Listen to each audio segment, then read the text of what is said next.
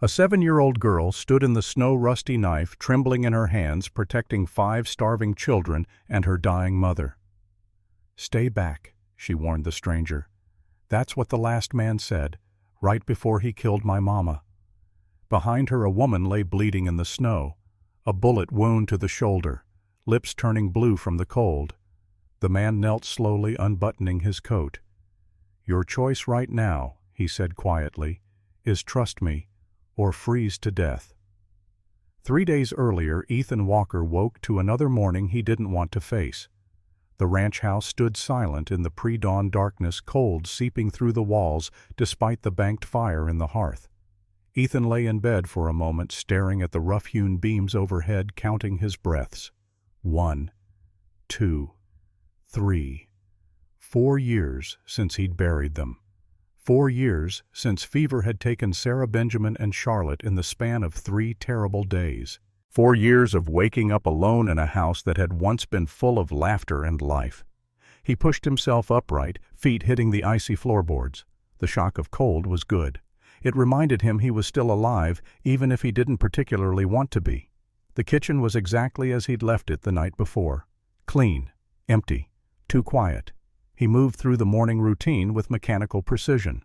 Coffee first, black strong enough to strip paint. Then out to the barn to tend the horses, feed the chickens, check the cattle in the near pasture. Work was the only thing that kept the memories at bay. Work and the blessed exhaustion that followed. But this morning, as he stood at the kitchen window sipping his coffee, his eyes found the photograph on the mantel. Sarah on their wedding day, young and radiant, her hand tucked into his arm like she'd found her safe harbor. He'd been 24 then, fresh back from the war, thinking the worst was behind him. How wrong he'd been. He turned away from the photograph before the ache in his chest could spread, before he could start down that familiar path of what-ifs and if-onlys. There was fencing to check on the North Ridge. That would eat up most of the day. Good. The more exhausted he was at night, the less time he had to think before sleep claimed him. By noon, the temperature had dropped to 15 below zero. Ethan rode the fence line on Bess, his 15-year-old mare, the only living thing on the ranch that seemed to understand his silence. She was steady, reliable, content to plod through the deep snow without complaint, the kind of companion a broken man needed. The sky hung low and gray, pregnant with the promise of more snow. Ethan checked each post, tested each wire, made notes in his worn leather journal of repairs needed come spring. If he made it to spring. If he didn't finally find the courage to do what he'd been contemplating for 4 long years. That's when Bess stopped. Her ears pinned back against her skull, her nostrils flared, breath steaming in the frigid air. Ethan sat up straighter in the saddle, suddenly alert. In all their years together, Bess had never spooked without reason. Then he heard it. A scream. High-pitched, desperate, unmistakably human. Unmistakably a child. For a moment, Ethan sat frozen, the sound cutting through 4 years of numbness like a hot knife. He hadn't heard a child's voice up close since Charlotte's last whispered words. "Papa, I'm cold." The memory threatened to drag him under, but then the scream came again, weaker this time, and his body moved before his mind could catch up. His spurs hit Bess's flanks. The old mare lunged forward, snow flying from her hooves as they thundered toward the abandoned garret barn on the eastern ridge. The structure loomed ahead, 3 walls standing, the 4th collapsed under the weight of last week's blizzard. No smoke rose from within. No sign of fire. No sign of life. Just that terrible fading scream. Ethan threw himself from the saddle before Bess had fully stopped. His rifle was in his hands without conscious thought, trained reflexes from the war taking over. He approached the gap in the collapsed wall, carefully weapon raised, prepared for trouble. What he found stopped him cold. 6 children huddled in the far corner of the barn, pressed together like a litter of abandoned puppies. They were wrapped in rags and scraps of cloth that couldn't possibly be keeping them warm. Their lips were blue. Their small bodies trembled violently. And in front of them, a woman lay in a spreading pool of blood. She was young, maybe 28, with dark hair plastered to her skull, with a mixture of snow sweat and blood. Her left shoulder was a mess of torn fabric and crimson, a bullet wound still seeping. Her face was pale as death lips tinged with purple, but her eyes were open, alert, fixed on him with an intensity that made his breath catch. But it was the child standing in front of the woman, the one holding a rusted kitchen knife in both trembling hands, who truly captured his attention. A girl, 7, maybe 8 years old, dark hair falling across her forehead, brown eyes flecked with gold, a pointed chin, the determined set of her jaw. Charlotte's face staring back at him from a stranger's body. Ethan's rifle lowered, an inch shock rippling through him. For one impossible moment he thought he'd finally lost his mind. That grief had finally broken him completely. "Stay back." The girl's voice cracked, but the knife stayed pointed at his chest. "I'll cut you. I swear I will." Behind her, 5 more pairs of eyes watched him from the shadows. A tall, thin boy of 9 or so, one arm wrapped protectively around a smaller child. 2 little girls clinging to each other, one blonde one with dark curly hair. Another boy, maybe 6, coughing so hard his whole body convulsed. And the smallest, barely more than a toddler, silent and still, with enormous brown eyes. The woman on the ground tried to speak, but only a wet rattling sound emerged. The girl's eyes flickered to her for a fraction of a second before snapping back to Ethan. "That's what the last man said," the girl continued, thrusting the knife forward. "Right before he killed my mama." The words hit Ethan like a physical blow. He forced himself to focus, to push past the shock of that familiar face. These were real children in real danger. Whatever tricks his grief-addled mind wanted to play these 6 souls needed help right now. "I'm not that man," Ethan said, keeping his voice low and steady. He carefully, slowly lowered his rifle to the ground. "My name is Ethan Walker. I have a ranch 2 hours south of here. I can help you." "Prove it," the girl demanded. "How did you prove something like that? How did you show a child who'd seen the worst of humanity that decent people still existed?" Ethan did the only thing he could think of. He knelt in the snow, feeling the cold seep through his pants, and began unbuttoning his heavy sheepskin coat. "What are you doing?" The girl's eyes widened. "You're freezing, all of you." He shrugged off the coat, held it out toward her. "Take it." She didn't move. The knife trembled in her grip. "Your lips are blue, girl. Your mama is hurt bad. You need help, and I'm offering it. You can take it or not, but I'm not leaving until you do." "Ruby." The tall boy spoke up from behind her. "Maybe we should." "Shut up, Sam." She didn't look away from Ethan. "How do we know this isn't a trick?" she asked. "You don't," Ethan said simply. "But your choice right now is trust me or freeze to death. There's nobody else coming up this mountain. Storm's getting worse. Another hour or 2, and you won't be able to feel your hands and feet. Hour after that, you won't feel anything at all." The smallest child in the back, the toddler, started to cry. Not loud, not the healthy wail of a normal child. A thin, reedy sound, like a wounded animal trying not to attract predators. Something in the girl's face cracked. She turned slightly, just enough to look at the crying child. "Jesse, hush now," she whispered, and in that moment Ethan saw the weight she was carrying. This wasn't just a scared little girl. This was a child who'd been forced to become a mother, a protector, a leader, when she should have been playing with dolls and picking wildflowers. "Let me help," Ethan said quietly. "Please." The woman on the ground made another sound, weaker this time. The girl looked down at her, and Ethan saw naked fear cross her young face. "Mama," she whispered.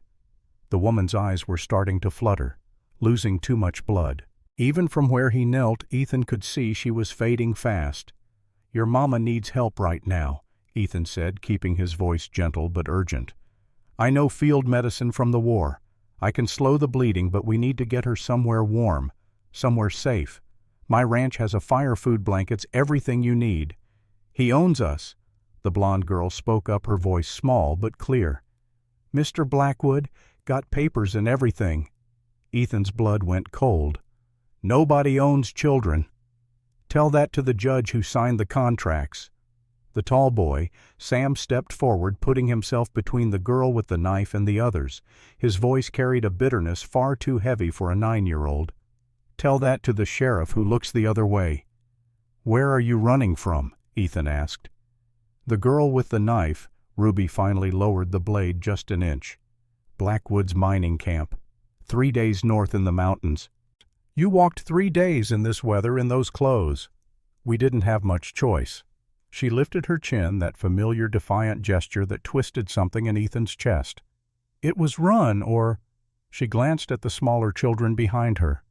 "Or worse." Ethan didn't need her to finish that sentence. He'd heard whispers over the years, the kind of stories men shared in low voices in the saloon about operations in the mountains that trafficked more than gold. He'd told himself they were exaggerations, the kind of ugliness that happened somewhere else to someone else's children. Looking at these 6 faces, at the woman bleeding out in the snow, he knew better now. "My ranch is 2 hours south," he said. "I've got food fire medicine for that cough."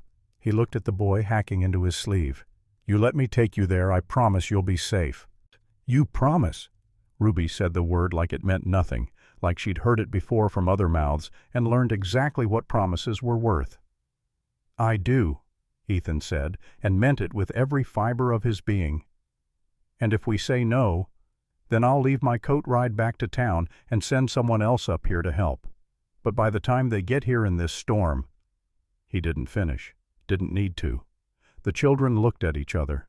Something passed between them, a silent conversation born of shared trauma and desperate necessity. Finally, the tall boy Sam stepped forward. "If you're lying to us," the boy said, his voice shaking but his eyes steady, "you should know I killed a man once, one of Blackwood's men, when he tried to—" He paused, glancing at the blonde girl. "When he came for Hannah. I hit him with a rock. He went down, didn't get back up. So I know what it's like to kill someone, and I'll do it again if I have to." Ethan met the boy's eyes and saw the truth there, saw the horror of it. 9 years old and already carrying that weight. "I believe you," Ethan said quietly, "and I hope you never have to do it again." He turned his attention to the woman on the ground.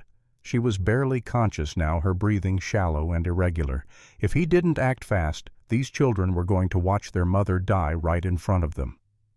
"Ruby," he said, "I need you to trust me for 5 minutes. Just 5 minutes. Let me look at your mama's wound. I promise I won't hurt her." The girl hesitated, then slowly nodded. She lowered the knife completely and stepped aside.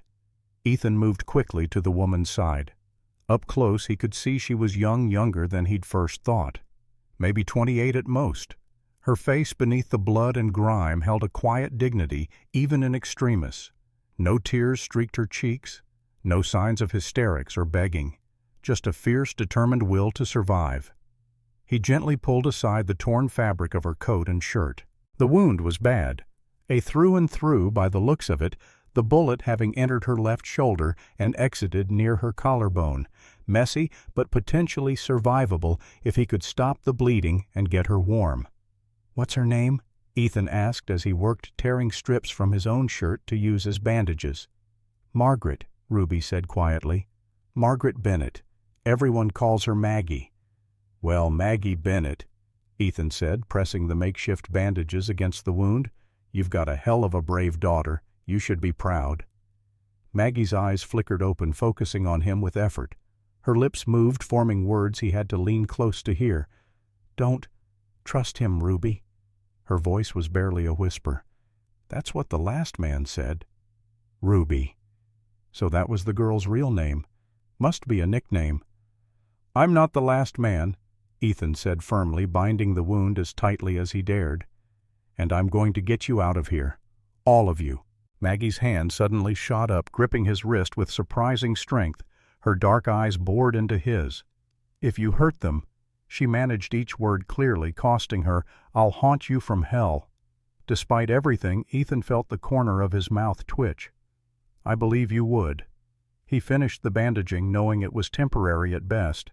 She needed proper care, a real doctor, warmth, and medicine. But this would have to do until they reached the ranch. "Can you ride?" he asked her. She tried to nod, but the movement made her gasp in pain. "I'll take that as a maybe," Ethan said. He turned to the children. "Listen up. We need to move fast, and we need to move together. It's going to be cold, and it's going to be hard, but we can make it. Understand?" 6 pairs of eyes watched him with a mixture of hope and fear. "Sam, is it?"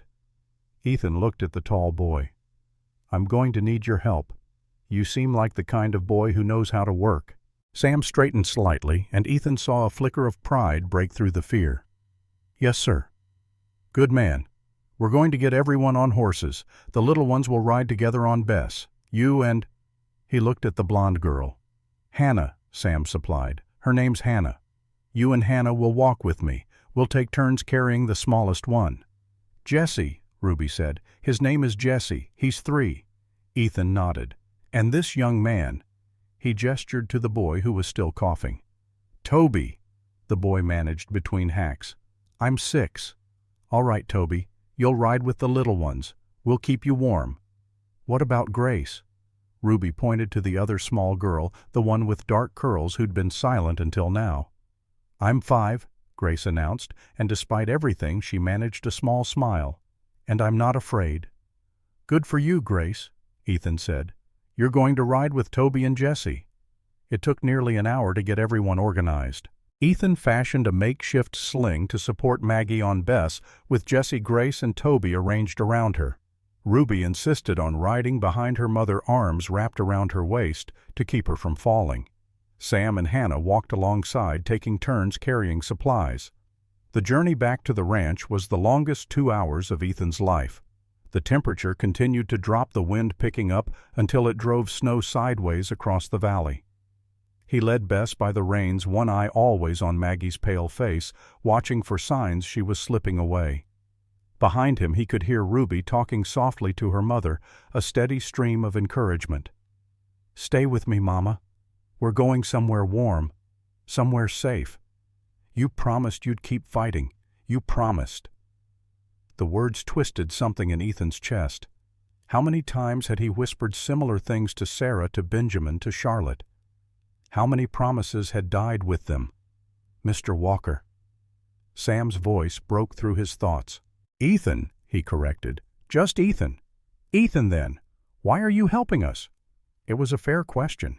Ethan thought about it for a moment, listening to the crunch of snow under their feet, the labored breathing of the children, the wheeze of Toby's cough.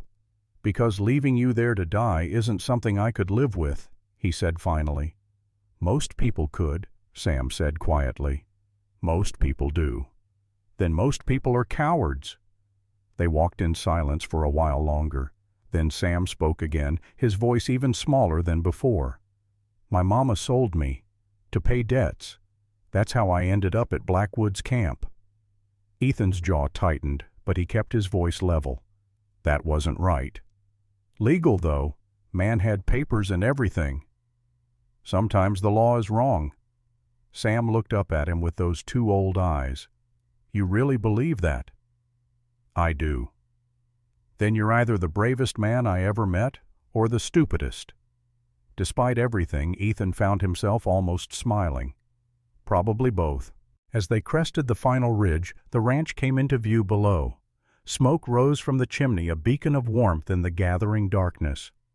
Grace, who'd been silent for most of the journey, suddenly gasped. "Is that a real house?" "It is," Ethan said, "with a real fire and real food." "Food." Toby's voice was barely a whisper between coughs. "You said there'd be food." "All you can eat, son. All you can eat." They reached the ranch just as the last light faded from the sky. Ethan dismounted first, then carefully lifted the children down one by one. Grace was light as a feather, but managed to smile. Toby burned with fever, his small body limp. Jesse clutched his ragged blanket and looked at Ethan with those enormous, haunted eyes. Ruby came last, reluctant to leave her mother's side even for a moment. When her feet hit the ground, she winced, and Ethan saw fresh blood seeping through the rags wrapped around her feet. "Inside," he said. "Now, all of you." He lifted Maggie down as gently as he could. She was barely conscious, her head lolling against his shoulder. Up close, even in the dim light, he could see the strength in her face, the determined set of her jaw, the proud angle of her cheekbones. This was a woman who'd fought for her life and her daughter's life with everything she had.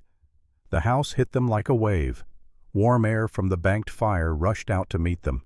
The simple presence of walls and a roof and safety. Grace started crying immediately, great gulping sobs of relief. Toby collapsed onto the nearest chair, still coughing.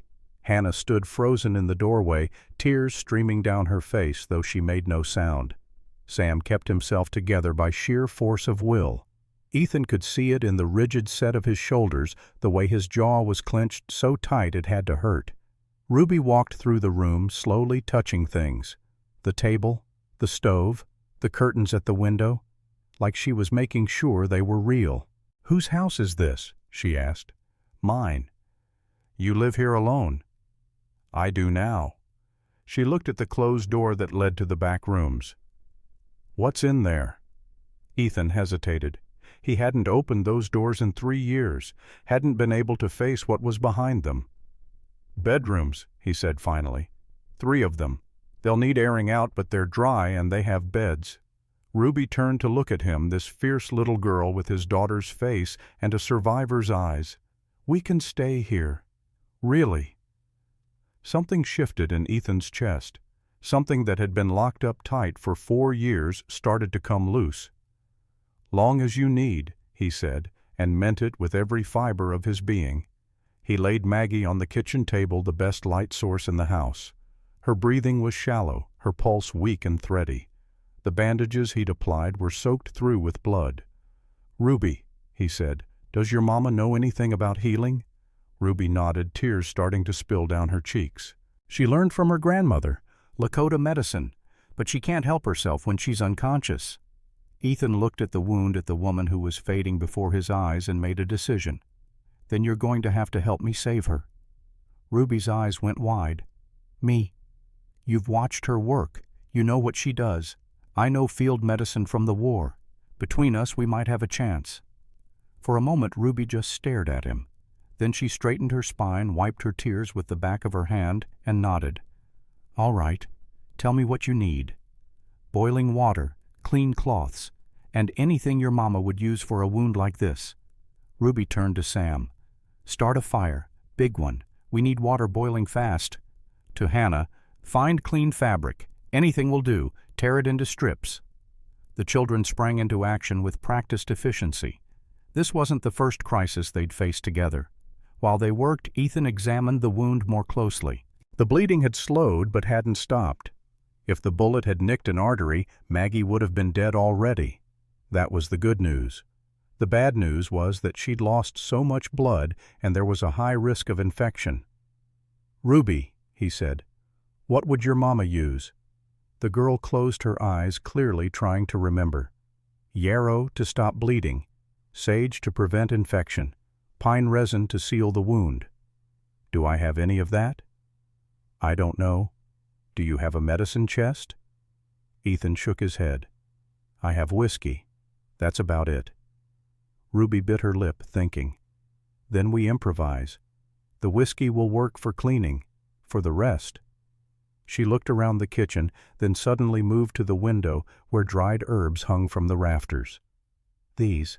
Mama always said prairie plants have medicine too, if you know how to use them." She selected several bundles, brought them to the table. "This one, I think it's yarrow, and this might be sage. I'm not sure about all of them, but Mama said in an emergency use what you have."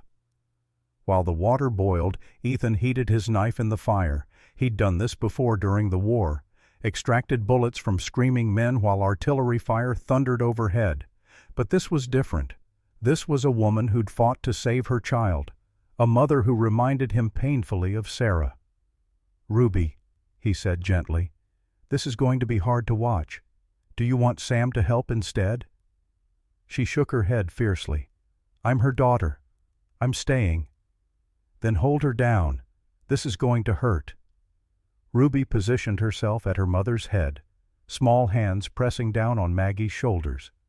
Sam stood ready with more bandages. Hannah held Jessie and Grace back, keeping them from seeing too much. Ethan poured whiskey over the knife over his hands over the wound. Maggie's eyes flickered open, and she gasped in pain. Then he went to work. The bullet had passed clean through, which was a mercy.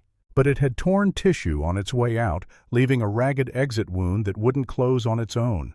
He had to clean it, pack it with the herbs Ruby had selected, and stitch it closed with thread, sterilized in boiling water. Maggie thrashed twice, then her eyes locked onto Ethan's. In them he saw pain, yes, but also something else. Determination. A refusal to give in. She bit down on the leather belt he'd given her and endured the rest in silence. Ruby talked to her mother throughout a steady stream of words. "You're doing so good, Mama. Almost done. Just a little more. You're the bravest person I know. You're going to be okay. You promised you'd fight. You promised." When it was finally over, Ethan bound the wound with clean bandages tight enough to prevent bleeding, but not so tight as to cut off circulation. Maggie had passed out again, but her color was marginally better. Her breathing, while still shallow, had steadied. "Will she live?" Ruby whispered. Ethan looked at this 7-year-old girl who'd just helped perform emergency surgery on her own mother. If will and courage count for anything, then yes. She'll live. Ruby sagged with relief, and before Ethan could react, she'd thrown her arms around his neck and was sobbing into his shoulder. Great heaving sobs that seemed to come from the very bottom of her soul. He stood there awkwardly at first, unsure what to do. He hadn't held a child in 4 years, hadn't felt that particular weight of small arms trusting him to keep them safe. Then slowly, carefully, he brought his hands up and held her while she cried. "You did good," he said quietly. "You saved your mama's life." "I was so scared," Ruby sobbed. "I thought she was going to die. I thought we were all going to die." "I know, but you didn't. You survived, all of you." She pulled back, eventually wiping her eyes with the heels of her hands. "I'm sorry. I got your shirt all wet." "Don't apologize for being human," Ethan said. While Maggie slept, Ethan turned his attention to the other children.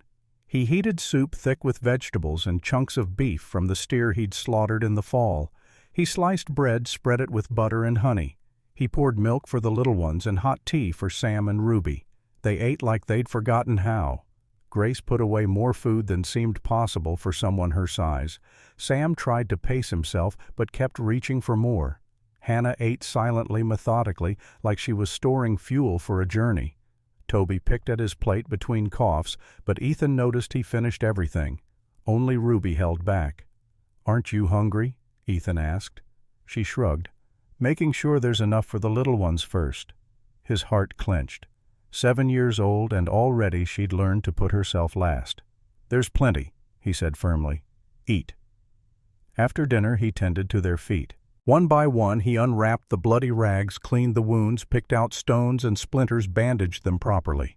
Ruby watched every move he made, cataloging it, learning like she expected to have to do this herself someday. Toby was the worst. The boy's cough had a rattle to it that Ethan didn't like. His forehead was hot enough to fry an egg. He needed a doctor. Real medicine. Things Ethan didn't have at the ranch. "How long has he been sick?" Ethan asked Sam. "Started in the mines, dust got in his lungs, been coughing ever since." "How long were you down there?" Sam's jaw tightened. Toby was underground 12 hours a day, sometimes more.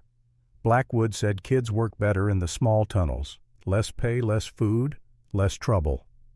Ethan closed his eyes for a moment, fighting down the rage that threatened to consume him. When he opened them again, Sam was watching him with a strange expression. "You're angry," the boy said. "Damn right I'm angry, but not at you. At the men who did this, at a world that lets it happen." Something in Sam's rigid posture softened just a fraction. "Most folks don't care what happens to kids like us." "I care," Ethan said quietly, "and I'm going to make sure nothing like that ever happens to you again." It was a promise. The first real promise Ethan had made in 4 years. And as he looked at these 6 children, at Maggie lying pale and still on his kitchen table, he felt something he hadn't felt since Sarah died. Purpose. He put them to bed in shifts 2 to a room. Grace and Hannah took the room that had been Charlotte's, curling up together on the small bed like puppies in a pile. Toby and Jessie got Benjamin's old room. Toby propped up on pillows to help him breathe, Jessie clutching his ragged blanket and staring at the ceiling. Sam insisted on sleeping in the main room near the door. "In case anyone comes," he said. Ethan didn't argue. The boy needed to feel useful, needed to believe he was protecting the others. That was his way of coping. Which left Ruby. She stood in the doorway of the master bedroom, the room Ethan hadn't entered since Sarah died, and stared at the dusty quilt, the empty fireplace, the photograph on the bedside table.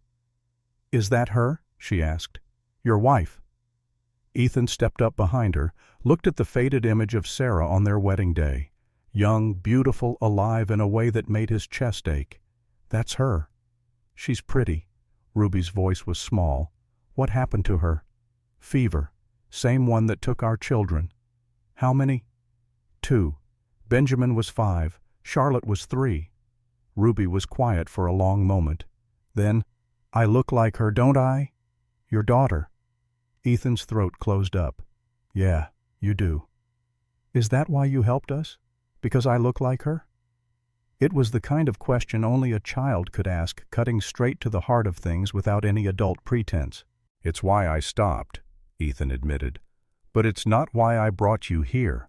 I brought you here because what's happening to you is wrong. And I couldn't just ride past wrong and pretend I didn't see it." Ruby turned to look at him. Really look. And for the first time some of the wariness in her eyes eased. "Mama used to say most folks are good if you give them half a chance." "Smart woman, your mama," Ethan's voice caught. For a moment, looking at Ruby's face in the firelight, he saw Charlotte so vividly it hurt. The same stubborn chin, the same fierce eyes. But this wasn't Charlotte. This was Ruby, her own person, her own story. "She was the bravest person I ever knew," Ruby continued, and the spell broke. Ruby's voice wavered just for a second. "Mr. Blackwood wanted to buy me. Said I'd bring a good price because—" She stopped, jaw-clenching. "Because what?" "Because I'm pretty. That's what he said. Pretty girls are worth more." Rage, white-hot and murderous, flooded Ethan's veins. He forced himself to keep breathing, to keep his face calm for the child's sake. "Your mama said no," he said. "She said she'd die first." Ruby's composure cracked. "So he beat her, made me watch, said it was a lesson about what happens when people say no to him, and when she grabbed a knife tried to fight back." The tears came now streaming down her dirty face. "He shot her, right there in front of everyone, and then he told his men to come get me." "But you ran." "Mama told me to. Last thing she ever said. Run and don't look back. So I did. Found the others along the way. Kids who'd escaped or been left behind or were just trying to survive. We stuck together, watched out for each other. That's the only way any of us made it this far." Ethan knelt down, bringing himself to her eye level. "Ruby, listen to me. What happened to your mama wasn't your fault. And what that man wanted to do, none of that was your fault either. You understand?" She shook her head. "If I wasn't pretty, if I was ugly or plain, Mama might still be alive." "No." His voice was firm. "Your mama died because a bad man made a bad choice. That's on him. Not on you. Not ever on you." For a long moment she just looked at him. Then slowly, hesitantly, she stepped forward and wrapped her thin arms around his neck. Ethan froze. He hadn't been hugged in 4 years. Hadn't held a child since Charlotte. Hadn't felt that particular weight of small arms trusting him to keep them safe. Then he hugged her back, gently, carefully, like she might break. "You're safe now," he whispered into her hair. "I promise. Don't make promises you can't keep. This one I can." She pulled back, looked at him with those 2 old eyes. "He'll come for us. You know that. Mr. Blackwood, he doesn't let anyone go.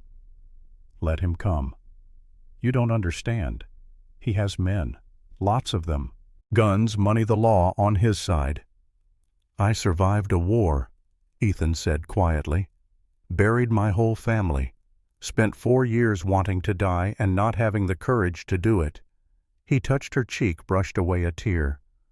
I'm not afraid of some mine owner with delusions of godhood, and I sure as hell won't let him take you or any of those other children. That's a promise, too. Ruby stared at him for a long moment. Then she nodded once like she was accepting a contract. Okay, I'll trust you, for now. She turned toward the bed, then looked back. But I'm sleeping with the knife. Despite everything, Ethan felt the corner of his mouth twitch. Fair enough. He gave her the master bedroom, found extra blankets, lit a small fire in the hearth. Then he went back to the main room where Sam was sitting with his back to the wall, eyes fixed on the door. You should sleep, Ethan said. Can't. Why not? Every time I close my eyes, I see it. Sam's voice was barely a whisper. The man I killed. His face when he went down. The sound his head made when it hit the rock. Ethan sat down beside him, keeping a respectful distance. How old are you, son? 9. That's too young to be carrying what you're carrying. Sam's laugh was bitter. Didn't have much choice. No, I suppose you didn't. Ethan was quiet for a moment. What happened? The boy was silent for a long time. Then, his name was Burke, one of Blackwood's men. He used to watch Hannah the way a wolf watches a lamb, made comments, touched her hair when he walked by. She was scared all the time, jumping at shadows, barely eating. Sam's hands clenched into fists. One night I heard her scream, ran to find him dragging her toward the back buildings, where they keep the... He couldn't finish. I understand. I grabbed the first thing I could find, a rock big as my fist, hit him once, twice, kept hitting him until he stopped moving. Sam's voice went flat empty. Then I grabbed Hannah and we ran, found Ruby and the others, and we just kept running. Ethan was quiet for a moment, processing. Then he said, You saved her life. I took a life. Sometimes that's the same thing. Sam looked at him, really looked, and Ethan saw the boy underneath the survivor, scared, broken, desperate for someone to tell him he wasn't a monster. What you did wasn't murder, Ethan said firmly. What you did was protection. There's a difference. A man comes for a child with evil intent, and you stop him. That's not a sin. That's justice. Doesn't feel like justice. No, Ethan agreed. It never does. He leaned back against the wall. I killed men in the war, lots of them. Some were shooting at me, some were just in the way, and every one of them had a mother, a father, maybe a wife, maybe children. Every one of them was someone's son. How do you live with it? Some days I don't, Ethan said honestly. Some days the weight of it feels like it's going to crush me. But then I remember why I did it, to protect the men beside me, to end a war that was tearing the country apart, to come home to my family. His voice caught. And even though my family's gone now, the reasons were still good. The cause was still just, same as yours. Sam was quiet for a long time. Then, I've never told anyone the whole story before. What Burke was going to do to Hannah. What I did to stop him. You told me. Yeah. Sam looked at him, something shifting in his eyes. I guess I did. Get some sleep, son. I'll keep watch. But I said I'd keep watch. You've been protecting these kids for how long? 2 weeks, since we left the camp. 2 weeks. You're 9 years old and you've been the man of this group for 2 weeks. That's enough. Tonight you're just a boy. You're safe and you can rest. The tears came then, silent and sudden. Sam wiped them away fast, ashamed, but Ethan pretended not to notice. Okay, Sam whispered. Okay. He lay down where he was on the floor near the door and was asleep within minutes. The kind of exhausted, dreamless sleep that comes from finally feeling safe enough to let go. Ethan sat in the dark rifle across his knees, watching the fire burn down to embers. 6 children. 6 stories of horror and survival. 6 lives that had somehow found their way to his door. And 1 woman fighting for her life on his kitchen table. He thought about Sarah, about what she would say if she could see him now. She'd always wanted more children, had talked about filling the house with little ones, giving Benjamin and Charlotte a whole pack of siblings to run wild with. Life had had other plans, or maybe this was the plan all along. Maybe everything had been leading him to this exact moment. The war, the ranch, the fever, the 4 years of grief. All of it preparing him for the day he'd hear a scream in the snow and find 6 souls who needed saving as much as he needed to save them. Or maybe that was just the kind of nonsense a man told himself at midnight when he was trying to make sense of a senseless world. Either way, it didn't matter. What mattered was that these children were here now, in his house, under his protection. And come hell or high water, he was going to keep them safe. The fire popped, sending up a shower of sparks. Outside, the wind howled against the windows like something trying to get in. And Ethan Walker, who'd spent 4 years wishing he was dead, finally remembered what it felt like to have something worth living for. He didn't know yet that Silas Blackwood was already on their trail. Didn't know that the man had sent riders out the same day the children escaped, tracking them through the snow with dogs and guns and the kind of cold determination that made ordinary evil look tame. Didn't know that in 3 days those riders would reach his gate. But he knew one thing with absolute certainty. A truth that burned in his chest like an ember that refused to die. He'd kill every last one of them before he let them take these children. Every last one. The first light of dawn came gray and cold through the frost-covered windows. Ethan hadn't slept, hadn't even tried. He'd spent the night watching, listening, waiting for trouble that hadn't come yet, but surely would. His body ached from sitting upright in the chair rifle across his lap, but his mind felt sharper than it had in years. Sam was still asleep on the floor, curled up like a dog guarding the door. In sleep, his face looked younger, softer, more like the child he should have been instead of the soldier he'd been forced to become. The other children remained quiet in their rooms. Even Toby's coughing had subsided for now. But it was Maggie who commanded most of Ethan's attention. She lay on the kitchen table where he'd left her, chest rising and falling in shallow but steady breaths. Her color had improved marginally through the night. The bleeding had stopped completely. Small victories, but victories nonetheless. As the light strengthened, Ethan stood and stretched his joints, popping in protest. He needed to start breakfast. These children would wake hungry, and he had 6 mouths to feed now. 7 once. Maggie was well enough to eat. He moved quietly through the kitchen building, up the fire, setting coffee to boil. He pulled out eggs from the cold cellar, bacon from the smokehouse, flour for biscuits. His hands moved through familiar motions, but his mind was elsewhere, already planning. They'd need more supplies. He'd need to ride into Buffalo Springs, talk to Marshal Sterling, figure out what legal protections these children might have. But first he needed to keep them alive and warm. The smell of cooking bacon brought them out one by one. Grace first patting on her bandaged feet, dark curls wild from sleep. She stopped in the doorway, eyes huge, taking in the scene. The warm kitchen, the food sizzling on the stove. Ethan standing there with a spatula, very much real and not a dream. "It wasn't a dream," she whispered. "No, sweetheart, it wasn't. We're really here, in a real house, with real food. Real as it gets." She burst into tears. Not sad tears, Ethan realized, but the overwhelming kind that came when something too good to believe turned out to be true. He knelt down and she ran into his arms, sobbing against his shoulder. "It's okay," he said, patting her back awkwardly. He'd forgotten how to comfort a crying child. "You're safe now." "Mama said I'd find somewhere safe," Grace managed between sobs. "Before she went to sleep and didn't wake up. She said I'd find someone good." Ethan's throat closed. "Your mama was right." Hannah appeared next, silent as always, watching from the shadows, until Grace pulled away and reached for her. The 2 girls held hands, and Hannah's eyes met Ethan's for just a moment. She didn't speak, but something in her expression had shifted. Not quite trust yet, but the beginning of it. Then Toby, still coughing, but walking on his own feet. The boy looked at the food on the stove, and his eyes filled with wonder. "Is that bacon?" "It is." "I ain't had bacon since—" He trailed off, trying to remember. "I don't know. Since when?" "Then you're overdue. Sit down." Ruby came last, carrying Jessie on her hip.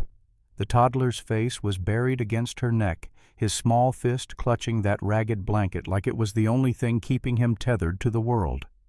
She looked at Ethan, at the food, at the other children already settling around the table. "You cook?" she asked. "Had to learn after my wife passed. Wasn't going to starve." Most men would have just gone to the saloon. Most men didn't have a ranch to run. He gestured to an empty chair. "Sit, eat." She almost smiled. Almost. Then she sat down with Jessie in her lap and reached for a biscuit.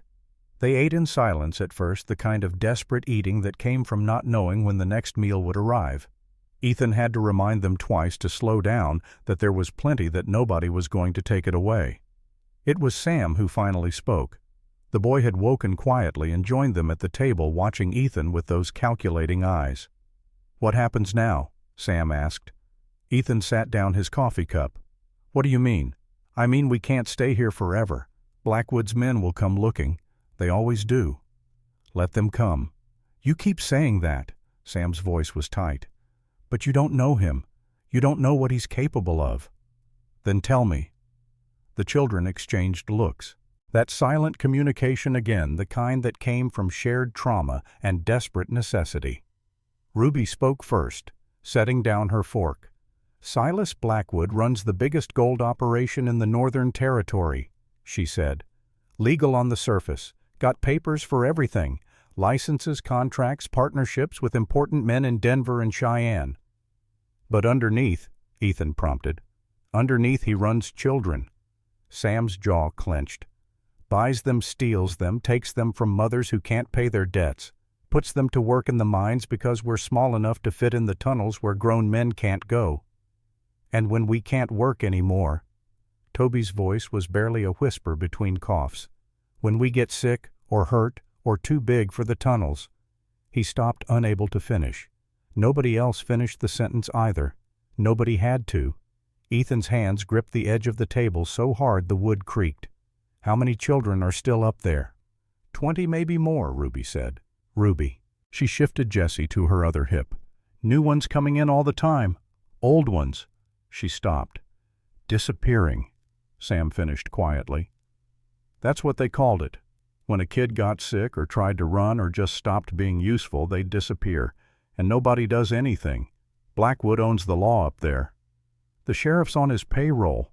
Hannah's voice startled them all. She spoke so rarely that when she did it carried weight. "The judge, too. And the territorial marshal owes him money. I listened when they thought I was too scared or too stupid to understand, but I understood everything." Ethan looked at her with new respect. "What else did you hear?" "That Blackwood has connections all the way to Washington. Politicians who look the other way because the gold keeps flowing and the money keeps coming. That he's untouchable because he knows things about important men, things that would ruin them if they came out." "Nobody's untouchable," Ethan said quietly. "That's what my mama said." Ruby's voice was hollow. "Right before he shot her." The silence that followed was heavy with grief and rage. Ethan stood up, walked to the window, looked out at the snow-covered valley. His valley, his land, the place he'd built with his own hands, where he'd buried his family, where he'd spent 4 years trying to die without having the courage to actually do it. "There's a town called Buffalo Springs about 30 miles south," he said. "Got a real marshal there, man named Owen Sterling. I served with his brother in the war." "You think he'll help?" Sam asked. "I think he'll listen, and sometimes listening is the first step." "What if it's not enough?" Ethan turned back to face them. 6 children, 6 pairs of eyes, all watching him with a mixture of hope and fear that was almost painful to witness. "Then we'll find another way. But I'm not sending you back to that monster. Not today. Not ever. You understand me?" Ruby held his gaze for a long moment. Then she nodded. "Okay. We'll trust you. We'll try your way first." It wasn't much, but it was something. A crack in the wall she'd built around herself, a window through which light might eventually shine. A sound from the kitchen table made them all turn. Maggie was stirring, a soft moan escaping her lips. Ruby was on her feet instantly. Jessie thrust into Grace's arms as she rushed to her mother's side. "Mama! Mama, can you hear me?" Maggie's eyes fluttered open. They were unfocused at first, wandering, then they found Ruby's face and sharpened. "Ruby." Her voice was a dry rasp. "Baby, where are we?" "We're safe, Mama. We're at Mr. Walker's ranch. He saved us. He saved you." Maggie's eyes moved past Ruby to find Ethan standing by the window. She studied him for a long moment, her gaze taking in his face, his stance reading him the way only someone who'd survived by reading people could. "You," she said. "You're the man from the barn." "Yes, ma'am." "I told Ruby not to trust you." "You did." "Was I wrong?" Ethan met her gaze steadily. "I hope so." Something flickered across Maggie's face. Not quite a smile, but close. "Thank you," she said simply. "For my daughter. For all of them. You did most of the work. Ruby helped me patch you up. She knew what to do." Maggie's hand found Ruby's, squeezed weakly. "That's my girl. Always so brave. You need to rest, Mama. You lost a lot of blood. I need water, and I need to see that you're all really safe." Ethan brought water, helped prop her up enough to drink without choking. Maggie's eyes never left the children gathered around the table. She counted them silently, her lips moving. 1, 2, 3, 4, 5, 6, all present, all alive. "Where's Blackwood?" she asked, and there was steel in her voice despite her weakness. "Don't know," Ethan said. "But I'd bet money he's looking for you. He'll come here, when he finds out where we are." "I know. You should send us away, before he does. We've already brought you enough trouble." "Ma'am, with all due respect, I didn't ask your opinion on that. You're staying until you're well, all of you. That's final." Maggie studied him for another long moment. Then incredibly she did smile. Just a little, but it was there. "You're a stubborn man, Mr. Walker." "Ethan? And yes, I am." "Well, Ethan, I suppose if we're going to impose on your hospitality, you should know my full name, Margaret Ann Bennett. Everyone calls me Maggie." "Pleasure to meet you properly, Maggie, even under the circumstances." "The circumstances could be worse. We could all be dead in that barn." "That's one way to look at it." Their eyes met again, and something passed between them. Recognition, maybe. Two people who'd both lost everything and somehow found themselves here in this moment trying to keep 6 children alive. The moment was broken by a knock at the door. Every child in the room went rigid. Sam was on his feet instantly, positioning himself between the door and the younger children. Ruby's hand found that rusted kitchen knife she'd kept close. Even Hannah silent. Hannah moved to put herself in front of Grace. Ethan held up a hand. "Easy. Could be anyone." But his own hand moved to the rifle leaning against the wall as he approached the door. "Who's there?" "Dr. Nathan Hayes." "Ethan, it's me. Open up." Ethan relaxed marginally but didn't lower the rifle until he'd opened the door and confirmed the identity of his visitor. Dr. Hayes stood on the porch, black medical bag in hand, his breath steaming in the cold morning air. "Nathan, what brings you out here?" "Saw you ride through town like the devil was chasing you yesterday. Figured something was wrong." The doctor's eyes moved past Ethan to take in the scene inside. The children. The woman on the table. He didn't even blink. "May I come in?" Ethan stepped aside. Dr. Hayes entered, stamping snow from his boots, and moved directly to Maggie. He set down his bag and began examining her with practiced efficiency. "Bullet wound," he observed. "Through and through. Recently treated. Who did the field work?" "I did," Ethan said, "with help from her daughter." Dr. Hayes glanced at Ruby with raised eyebrows. "Did she now?" "Well, young lady, you did an excellent job. Wound is clean, bandaged properly. She should heal fine if infection doesn't set in." He pulled medicines from his bag. Carbolic acid for cleaning, laudanum for pain, a packet of powder Ethan didn't recognize. "This is willow bark and poplar," the doctor explained, "for fever and inflammation. Easier on the stomach than laudanum, but just as effective." He looked at Maggie. "You're lucky to be alive, Mrs. Bennett." "It's Miss," Maggie corrected quietly. "Widow. My apologies. Well, Miss Bennett, you need rest fluids and time. That shoulder will take weeks to fully heal. You're not to lift anything heavier than a teacup for at least a month. I have 6 children to care for. Then they'll have to care for themselves for a bit. Or, Dr. Hayes looked at Ethan. I suspect Mr. Walker here might lend a hand. I will, Ethan said simply. After Dr. Hayes had finished with Maggie, he examined each of the children in turn. Ruby's feet, Sam's head wound, Hannah's old scars, Toby's lungs, Grace's hands, Jessie's malnourishment. He worked quietly, efficiently, making notes in a small journal. When he was done, he pulled Ethan aside. That boy Toby, his lungs are bad, very bad. Coal dust, I'd guess. That's what Sam said. He worked underground at a mining camp. Dr. Hayes' jaw tightened. How long? 6 months at least. At 6 years old. It wasn't a question. The doctor was quiet for a moment, clearly struggling with his professional composure. He needs rest, clean air, and frequent steam treatments. I'll leave you some herbs. Boil them and have him breathe the vapor 3 times a day. Will he recover? Maybe. Maybe not. The damage is already done, but children are resilient. With proper care. He trailed off, leaving the sentence unfinished because they both knew there were no guarantees. As Dr. Hayes packed up his bag, he spoke quietly so only Ethan could hear. People in town are talking. A single man with a single woman and 6 children under his roof. Ethan's voice went cold. Let them talk. I'm on your side, Ethan. Always have been. But Mrs. Victoria Ashford has already started stirring up the Ladies' Aid Society. You know how she gets. I don't care what Victoria Ashford thinks. Maybe you should. She's got the ear of half the town, and her husband is the land commissioner. If she decides to make trouble for you, then she can try. These children need help. That's all that matters. Dr. Hayes smiled faintly. You sound like Sarah. She never cared much for public opinion either.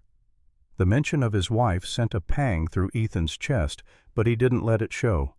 Sarah would have done the same thing I'm doing. Probably would have done it better. She'd be proud of you. Dr. Hayes clapped him on the shoulder. I'll be back in 3 days to check on Miss Bennett and the boy. In the meantime, if anything changes, send word immediately. After the doctor left, Ethan turned his attention to the practical matters of housing 6 children and a wounded woman. The house needed airing out, beds needed fresh linens, wood needed chopping for the extra fires they'd need to keep everyone warm. Sam proved invaluable. The boy seemed to have an instinct for what needed doing and did it without being asked. He helped Ethan split wood, haul water, organize supplies. They worked side by side in comfortable silence, the kind of silence that forms between men who understand each other without needing words. It was late afternoon when the first real test came. Ethan was in the barn tending to Bess when he heard the sound of multiple horses approaching. He grabbed his rifle and stepped outside to find 4 riders cresting the ridge.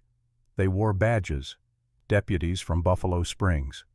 Sam appeared at his elbow, breathing hard from running. Are they here for us? Don't know yet. Stay close, but let me do the talking. The lead rider was a man Ethan didn't recognize. Young, maybe 26 or so, with an honest face and careful eyes. He raised one hand in greeting as they approached. Mr. Walker, I'm Deputy Marcus Webb. Marshal Sterling sent us to check on you. Ethan didn't lower the rifle. That's so. Why would Sterling be worried about me? Riders came through town yesterday. Mean-looking bunch, asking questions about runaway laborers from a mining operation up north. Said these laborers were children. And what did the marshal say to that? Said there's no such thing as a runaway child, just children running from something bad.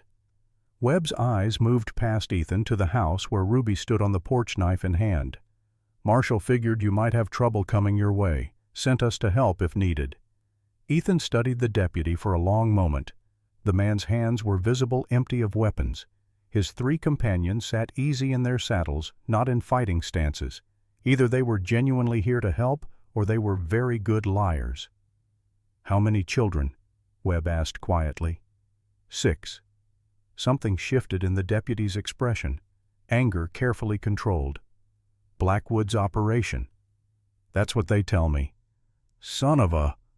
Webb turned and spat in the snow. We've heard rumors about that camp for years, never could prove anything, never could get close enough. They say he's got the law in his pocket up there. Maybe up there, not in Buffalo Springs, not with Marshal Sterling. Webb met Ethan's eyes. Sir, if you've got 6 children who can testify about what's happening in those mines, that's evidence, real evidence, the kind that can bring a man down no matter how many politicians he owns. These children have been through hell. I'm not putting them through more trauma just to satisfy the law. I understand that. But if Blackwood gets them back... Webb didn't finish. Didn't need to. Ethan was quiet for a moment, weighing options. Then he said, "You'd better come inside." He introduced the deputies to the children one at a time, letting each child decide how much distance they wanted to keep. Sam stayed close to Hannah, his protective instincts on full alert. Ruby kept Jessie in her arms, watching the newcomers with wary eyes. But it was Grace who surprised them all. She walked right up to Deputy Webb and looked at his badge. "Is that real?" "It is." "Does it mean you help people?" "It means I try to." "Good." She nodded firmly. "Because we need a lot of help." Webb crouched down to her level. "What's your name?" "Grace. Grace Holloway. My mama is in heaven now, but before she went she said angels would look out for me." She studied his face. "Are you an angel?"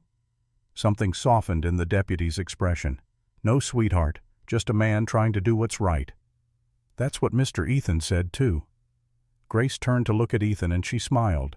Really smiled, the first genuine smile he'd seen from any of them. Maybe that's what angels look like when they're pretending to be people. The next few hours were spent in careful planning. Deputy Webb explained that Marshal Sterling had already sent word to the territorial governor alerting him to the situation. If Blackwood tried to claim legal ownership of the children, he'd have to do it through proper channels, which meant time, which meant opportunity. "But that only works if we can keep the children safe until the legal process plays out," Webb said. "Blackwood won't wait for courts. He'll come himself or send enough men to take what he wants." "How many men does he have?" "Last count maybe 20 regular employees plus however many guns he can hire when he needs them." Ethan did the math in his head. 4 deputies himself against 20 or more armed men. Not good odds. "We need more people," he said. "Working on it." Webb rubbed his jaw. "Marshall's putting together a posse, but it takes time. Folks are scared of Blackwood. His reach is long and his memory longer." "What about the Army?" "There's a fort 2 days east." "Already sent a rider. But the Army moves slow, and they don't like getting involved in civilian matters unless there's proof of serious crimes. Children being enslaved isn't serious enough. It is to us. It is to any decent person. But to some colonel sitting behind a desk, it's a local matter until someone proves otherwise." Ethan wanted to hit something, wanted to ride up to that camp himself and burn it to the ground. But that wouldn't help the 6 children depending on him. That would just get him killed and leave them alone again. "So we wait," he said. "We wait, we prepare, and we pray. Blackwood gives us enough time." He didn't. On the 3rd day, just as dusk was settling over the valley, Sam came running from the barn. "Riders!" the boy gasped. "Coming up the valley, lots of them." Ethan didn't ask questions. He grabbed his rifle and ran to the porch. From there he could see them clearly. 10 riders spreading out across the valley floor like a net closing around prey. At their head a man in a black coat on a black horse sitting ramrod straight like a general surveying a battlefield. Silas Blackwood. Deputy Webb was already there, his men taking positions behind the water trough, the wood pile, the corner of the barn. Not great cover, but better than nothing. "That's him?" Ethan asked. "That's him. Doesn't look like much, does he?" "Neither does a rattlesnake until it bites you." Ethan turned to find Maggie standing in the doorway. She was pale, one arm in a sling, but upright and steady.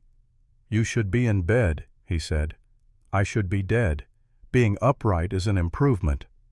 her eyes fixed on Blackwood with an intensity that could have melted steel. "That's the man who shot me."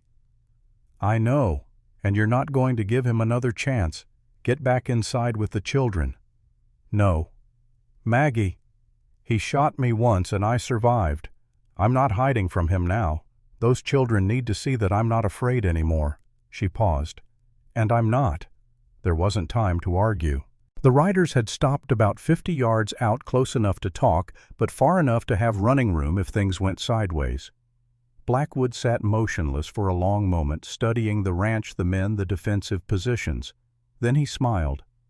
"Mr. Walker," his voice carried across the cold air, smooth and pleasant as poisoned honey, "I believe you have something that belongs to me." "I don't believe I do." 6 children, runaway laborers from my mining operation, contracted legally and properly through their surviving parents or guardians. Blackwood pulled a stack of papers from his coat, held them up. "I have documentation, signed, witnessed, filed with the territorial office. I don't care if you have a letter from the president himself. Those children aren't going anywhere. I'm afraid that's not your decision to make. The law is quite clear on matters of contract labor." Deputy Webb stepped forward. "Mr. Blackwood, I'm Deputy Marcus Webb from Buffalo Springs. I'm going to have to ask you to take this matter up with the courts." Blackwood turned his attention to the deputy, and something changed in his expression. A flicker of recognition quickly masked.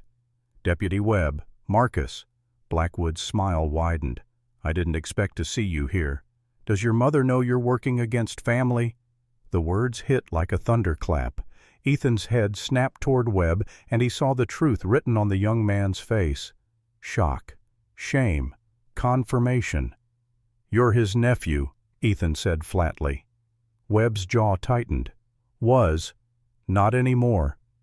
From inside the house came a child's voice, Sam, urgent and afraid.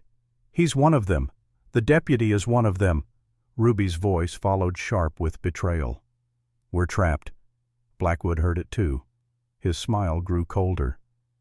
"Yes, Marcus here is my sister's boy. Good lad. Worked for me for 3 years before he got foolish ideas about justice and righteousness." He looked at his nephew with something like pity. "You always were soft, Marcus. Your mother spoiled you." "My mother died ashamed of what you are," Webb said quietly. "She died in comfort in a house I bought her. Don't forget that." "I forget nothing." Webb's hand moved to his gun, but he didn't draw. Not yet. Blackwood looked around at the defensive positions, at the deputies at the ranch. He seemed almost amused. "You've made quite the alliance, Mr. Walker. Even Mrs. Victoria Ashford's crusade against you seems to have lost steam, though I suppose that's to be expected." His smile widened. "After all, she knows what happens to people who don't pay their debts. Her husband, the land commissioner, owes me quite a substantial sum. I thought having her discredit Miss Bennett publicly might offset some of that debt." Ethan's blood went cold. So that was it. Mrs. Ashford's hatred wasn't personal. It was coerced. "You son of a—" Deputy Webb started forward. Blackwood raised a hand. Now, let's keep this civil." Blackwood's attention returned to Ethan. "Mr. Walker, I'm told you're a reasonable man, a veteran who served his country, a rancher who minds his own business, so I'm going to give you one chance to be reasonable." "I'm listening." "Give me the children, all 6. In return, I'll pay you $500 for your trouble, and we'll forget this ever happened. You can go back to your cattle and your silence and your grief. Nobody else needs to get hurt." $500. More money than Ethan had seen in years. Enough to pay off debts, buy new stock, rebuild the ranch into something thriving. Blood money. Every cent of it soaked in the suffering of children. "Go to hell," Ethan said. Blackwood's smile flickered. "I was hoping you'd say that. It makes what comes next so much simpler." He raised one hand. "Everyone down," Ethan shouted. The first shot came from Blackwood's side, wild and high, splintering the porch rail. Ethan returned fire, saw one rider jerk and fall. The deputies opened up from their positions, and suddenly the valley was full of noise and smoke and chaos. Ethan moved without thinking, old instincts from the war taking over. Fire chamber fire. Find cover. Keep moving. Don't let them pin you down. A bullet whined past his ear. Another punched through the barn door behind him. He dropped 2 more men, saw Webb take down a third. But there were too many. They were being overrun. Then, from inside the house, a sound that turned Ethan's blood to ice. A child screaming. He sprinted for the door, burst through, and found chaos. One of Blackwood's men had come in through the back window. He had Grace by the arm, was dragging her toward the broken glass while she kicked and clawed and screamed. Sam was on the floor, blood streaming from a cut on his head. Ruby stood in front of the other children with her rusty knife, but she was trembling, outmatched, terrified. Ethan didn't hesitate. He raised his rifle and fired. The man went down, releasing Grace, who scrambled away on hands and knees. Ethan stepped over the body without looking at it, positioned himself between the children and the window. "Everyone okay? Sam's hurt." Ruby's voice shook. "And Toby won't wake up." Ethan looked at the younger boy lying still and pale on the cot. The fever had gotten worse, much worse, but there was no time to deal with that now. "Stay down. Stay quiet. Don't move from this room." He went back to the fight. It was over faster than he expected, not because they won, but because Blackwood suddenly pulled his men back. Ethan watched them retreat confused until he saw the reason. Riders coming from the south, a lot of them, 20 maybe more, with the glint of sunlight on badges and the organized movement of trained men. Marshal Sterling had arrived. Blackwood saw them too. His face went rigid, calculating, adapting. Then he wheeled his horse around and shouted for his men to fall back. "This isn't over, Walker," he called as he rode. "I have rights, I have papers. The law is on my side." "Then come back with the law," Ethan shouted after him.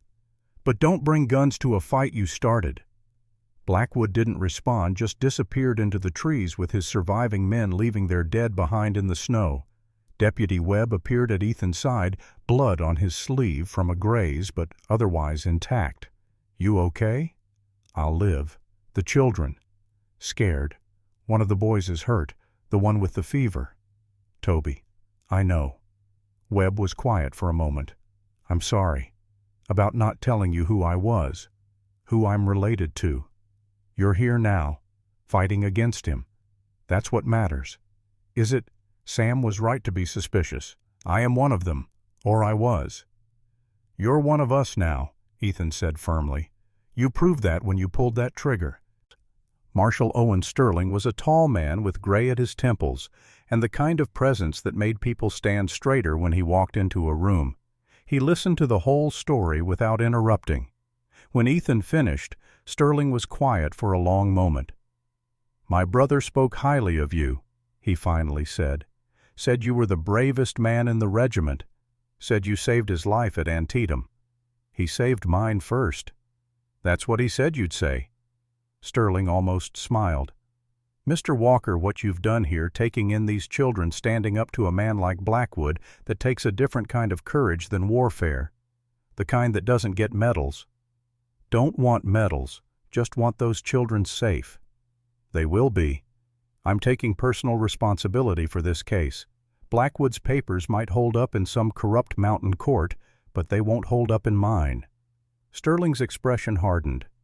"His empire is going to fall, Mr. Walker. It might take time, but it's going to fall." Dr. Hayes arrived with the marshal's group. He went immediately to work on Toby, whose condition had deteriorated badly. The boy's fever was at 104 degrees. His breathing came in short, desperate gasps. His lips had taken on a bluish tinge. "Pneumonia," Dr. Hayes said grimly after his examination. "Advanced. The stress and exposure made it worse." "Can you help him?" Ethan asked. "I can try, but he needs to be in town in a proper bed with proper medicine, and even then—" The doctor shook his head. "He's very weak. It could go either way." "Do whatever you have to do," Ethan said. "Whatever it costs. Just save him." That night, with guards posted and the children finally asleep, Ethan sat on the porch watching the stars. He was exhausted beyond measure, every muscle aching, his mind spinning with everything that had happened. Maggie found him there. She moved slowly, favoring her wounded shoulder, but there was determination in every step. She sat down beside him without asking permission, pulling a quilt around her shoulders against the cold. "You should be resting," Ethan said. "I've been resting for 3 days. I needed air." She was quiet for a moment. "Thank you. For today. For fighting for us." "Wasn't going to let him take you." "Most men would have. $500 is a lot of money. Not enough to buy my soul." Maggie turned to look at him, really look at him, and something in her expression made his breath catch. "You're a good man, Ethan Walker." "I'm just a man doing what's right.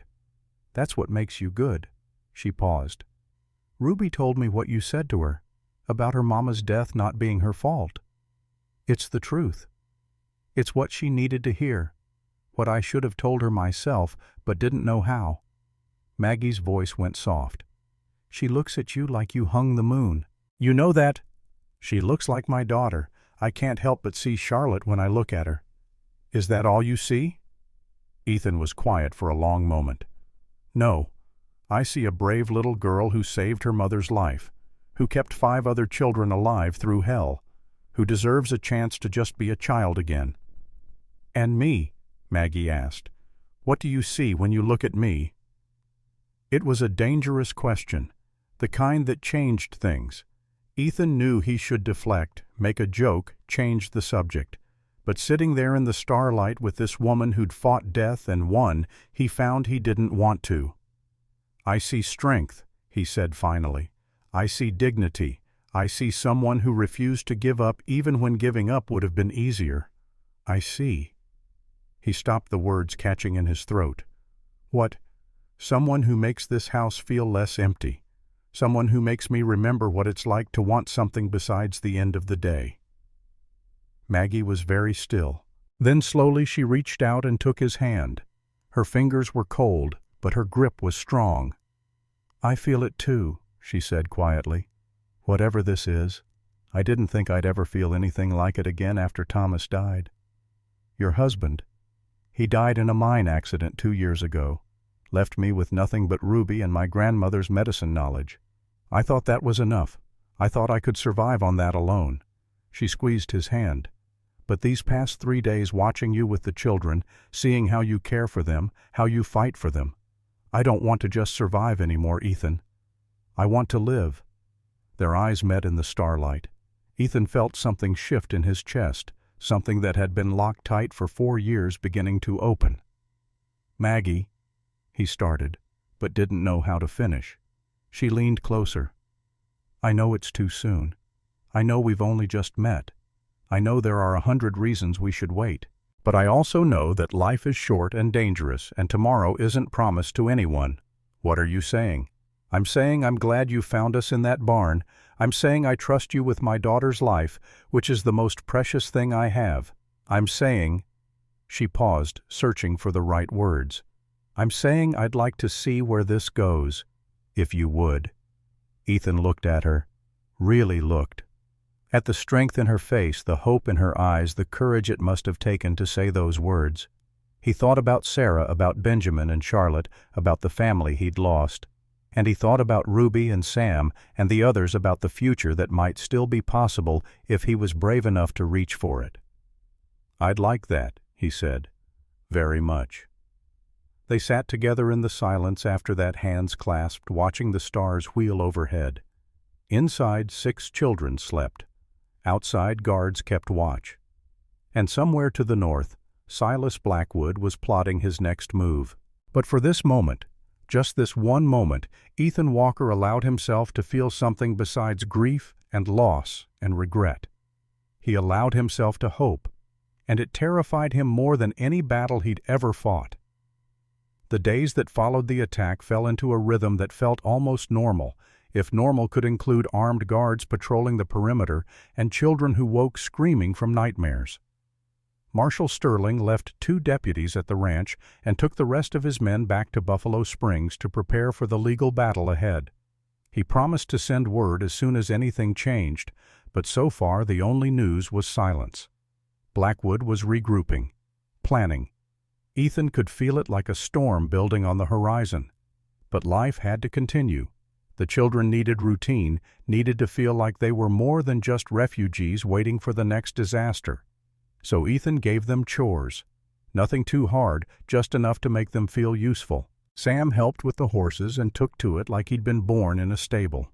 Ruby discovered Sarah's old books and appointed herself teacher, drilling the younger ones on letters and numbers with the intensity of a general preparing troops for battle. Hannah found the art supplies that had belonged to Charlotte. Pencils, charcoal paper. She began to draw. At first, just simple things. The ranch, the mountains, the horses. But gradually, her subjects became more complex. The family around the dinner table, Sam protecting the younger children, Ethan standing on the porch with his rifle keeping watch. And in every picture, without fail, there were 6 small figures clustered around one tall one. One morning, Ethan found a drawing on his pillow.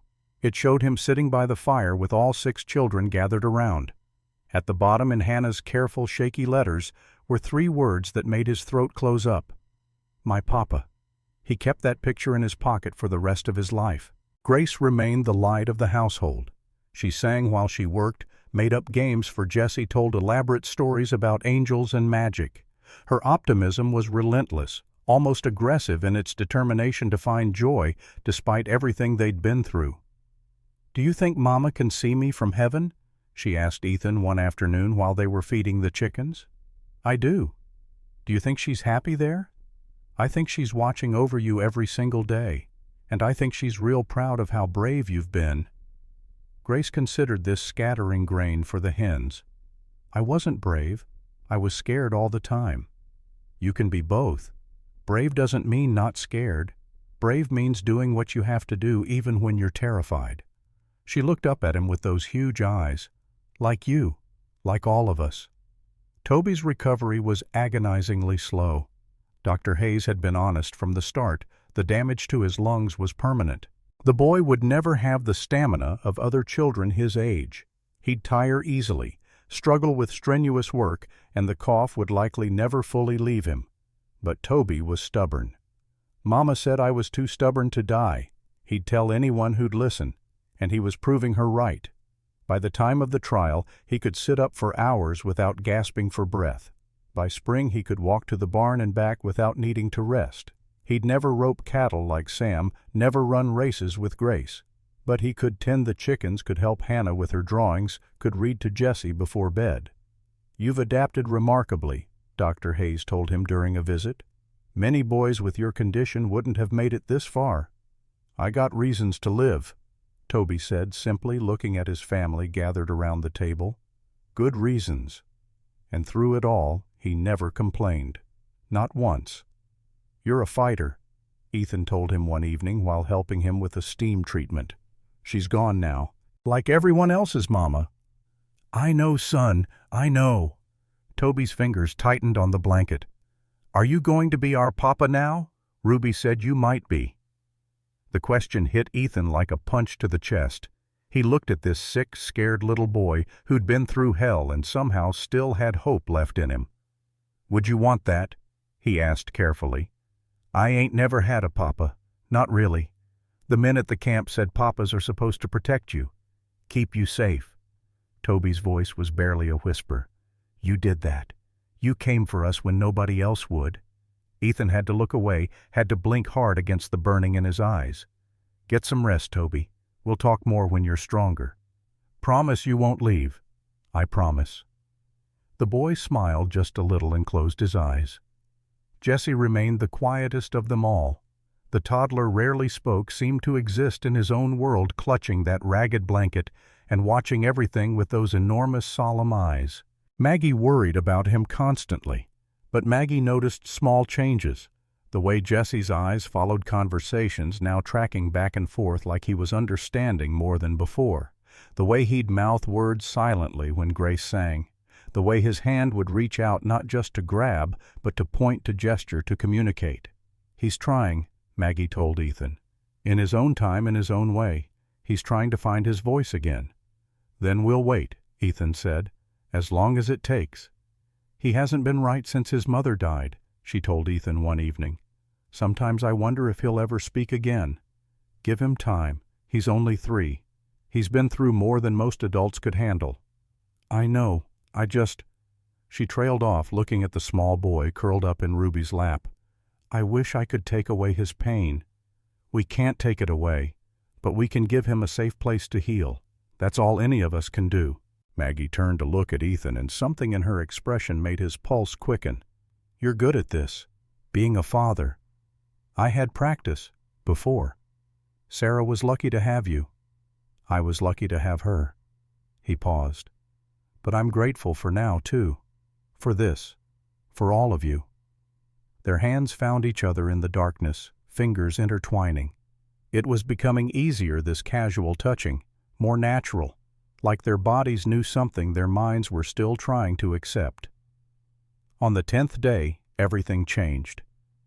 Ethan was in the barn repairing tack when Marcus Webb rode up alone.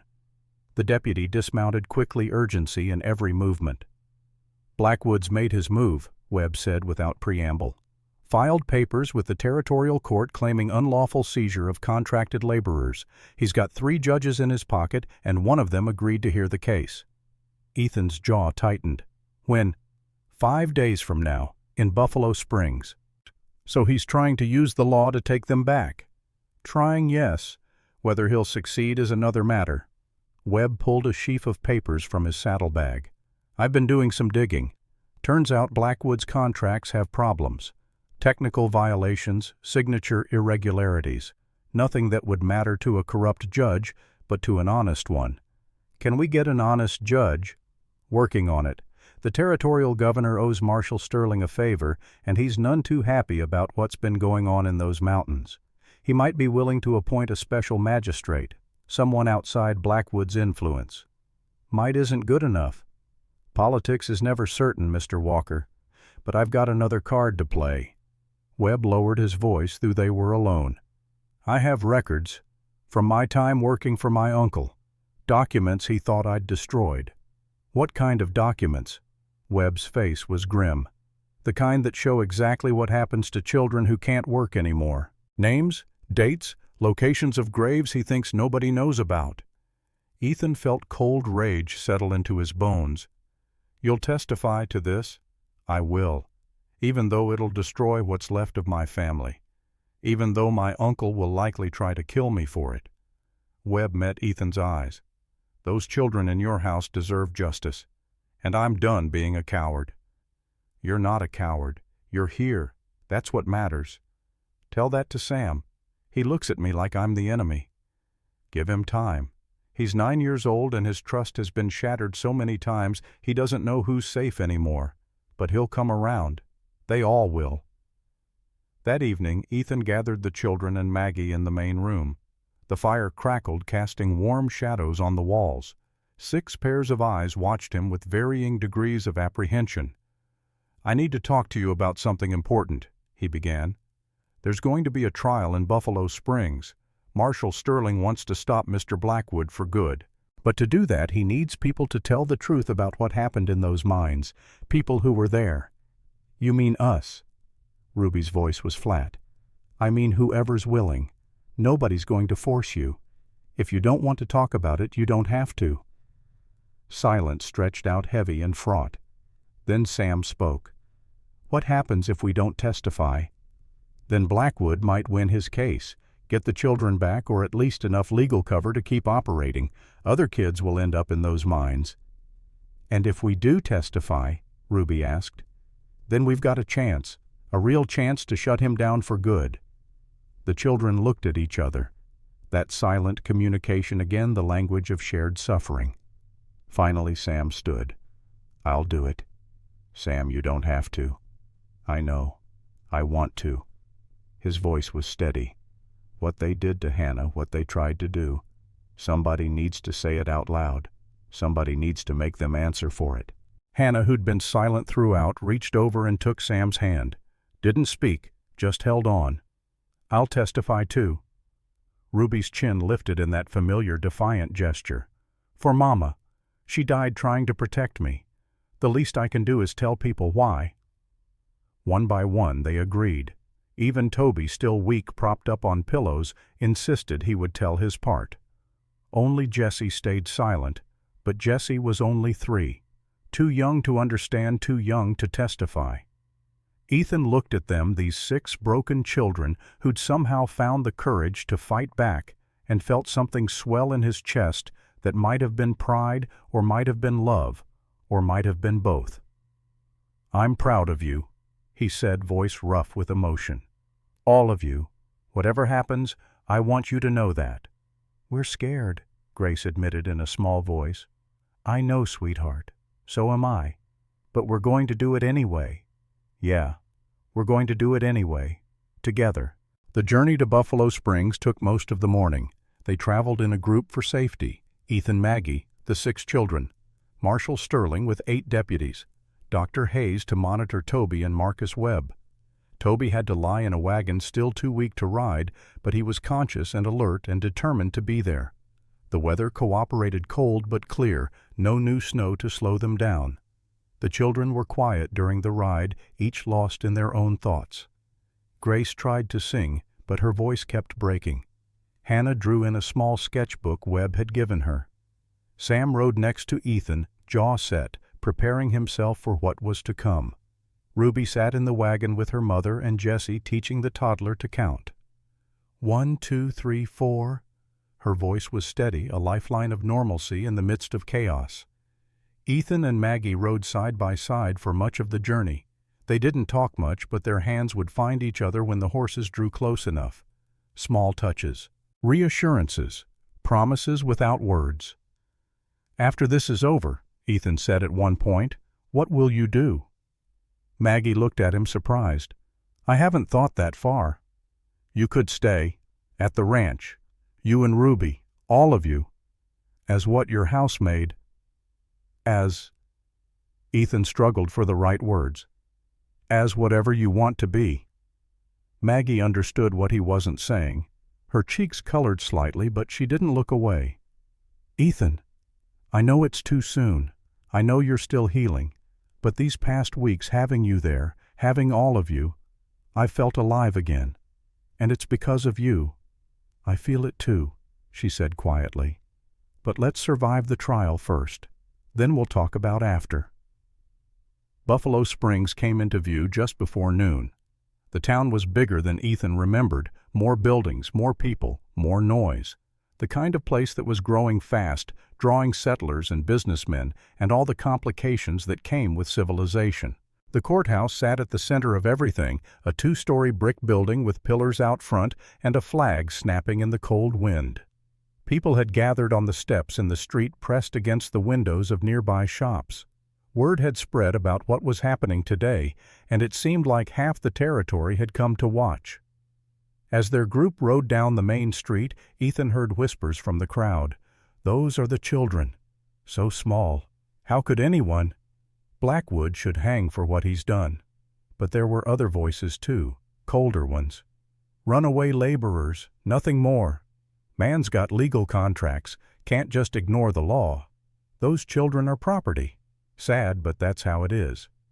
Ruby's hand tightened on the wagon rail. Ethan caught her eye and shook his head slightly. "Don't listen. They don't matter." But they did matter, he knew. Public opinion could sway judges, influence juries, determine outcomes. If enough people believed Blackwood's lies, justice might not prevail.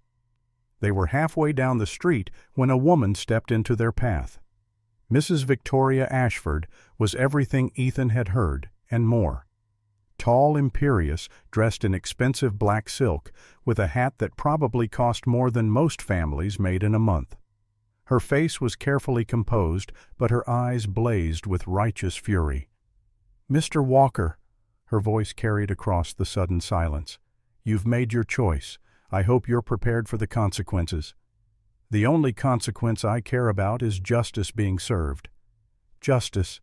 Mrs. Ashford's laugh was brittle. "You call harboring criminals justice. These children are contracted laborers who fled their legal obligations. These children are human beings who were being enslaved. That's not what the law says. Then the law is wrong." Mrs. Ashford's face flushed red. She turned her attention to Maggie, still sitting in the wagon with Jessie in her lap. "Miss Bennett, or should I say Mrs. Bennett, Tell me, did you seduce Mr. Walker as part of your scheme?" Maggie stood up slowly, carefully mindful of her wounded shoulder. When she spoke, her voice was calm, steady, and utterly cold. "I seduced no one, ma'am. I nearly died. He saved my life. And if you have a problem with that, it says more about you than it says about me." "How dare you address me in that tone? Do you know who I am?" "I know exactly who you are. You're a woman who'd rather attack someone weaker than admit she's wrong. You're a woman who values propriety more than human life. And you're a woman I have no interest in impressing." The crowd gasped. No one talked to Victoria Ashford that way. The woman's face went from red to purple. You insolent!" "Victoria, that's enough." A new voice, older and warmer, cut through the tension. Martha Yates, owner of the town's cafe, stepped forward from the crowd. She was in her 50s, sturdy and practical, with the no-nonsense air of someone who'd seen too much to be impressed by social posturing. "This woman's been shot, nearly died, and you're attacking her character," Martha continued. "Shame on you." A few other women nodded. The tide was beginning to turn. Mrs. Ashford looked around, realized she was losing support, and drew herself up stiffly. "This isn't over. The court will decide who's right." "Yes," Maggie said quietly. "It will."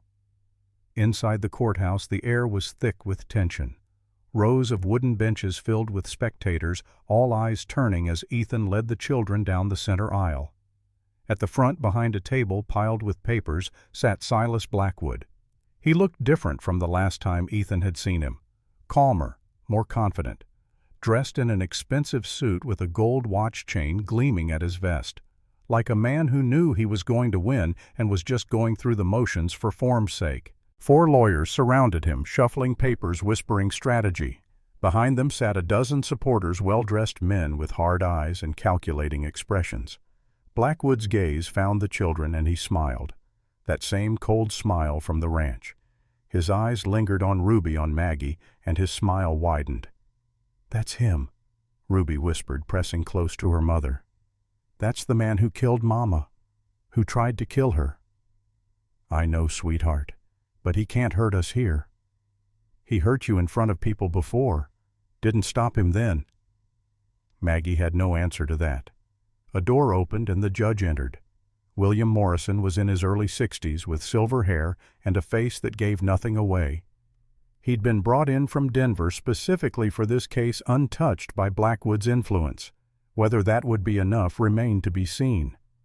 He took his seat, surveyed the crowded room with sharp eyes, and brought down his gavel with a crack that made half the children jump. "This court is now in session. The matter before us is the petition filed by Silas Blackwood for the return of contracted laborers currently in the custody of one Ethan Walker." His voice was flat, procedural, impossible to read. Ethan's hands tightened on the bench in front of him. Blackwood's lead lawyer stood. Jonathan Pierce was everything Ethan expected, smooth, polished, with the kind of confidence that came from never losing. His suit was immaculate, his hair perfectly combed, his smile practiced and cold. "Your Honor, this is a simple matter of contract law. My client entered into legal agreements with the parents or guardians of these 6 children. The contracts are properly executed, properly witnessed, properly filed with the territorial office." He held up a stack of documents, fanning them out like a winning hand of cards. "They clearly establish my client's rights to the labor of these minors until the terms of service are complete. The children in question fled my client's lawful custody without authorization. They were then taken in by Mr. Walker, who has refused to return them despite repeated requests. This is quite simply theft. We ask the court to order their immediate return." The words hung in the air like poison. Ethan wanted to stand up, to shout, to call Pierce the liar he was.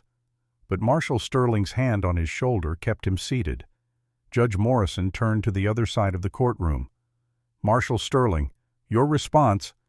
Sterling stood, and there was something solid and immovable about him, like a mountain that had been there long before the rest of them and would be there long after.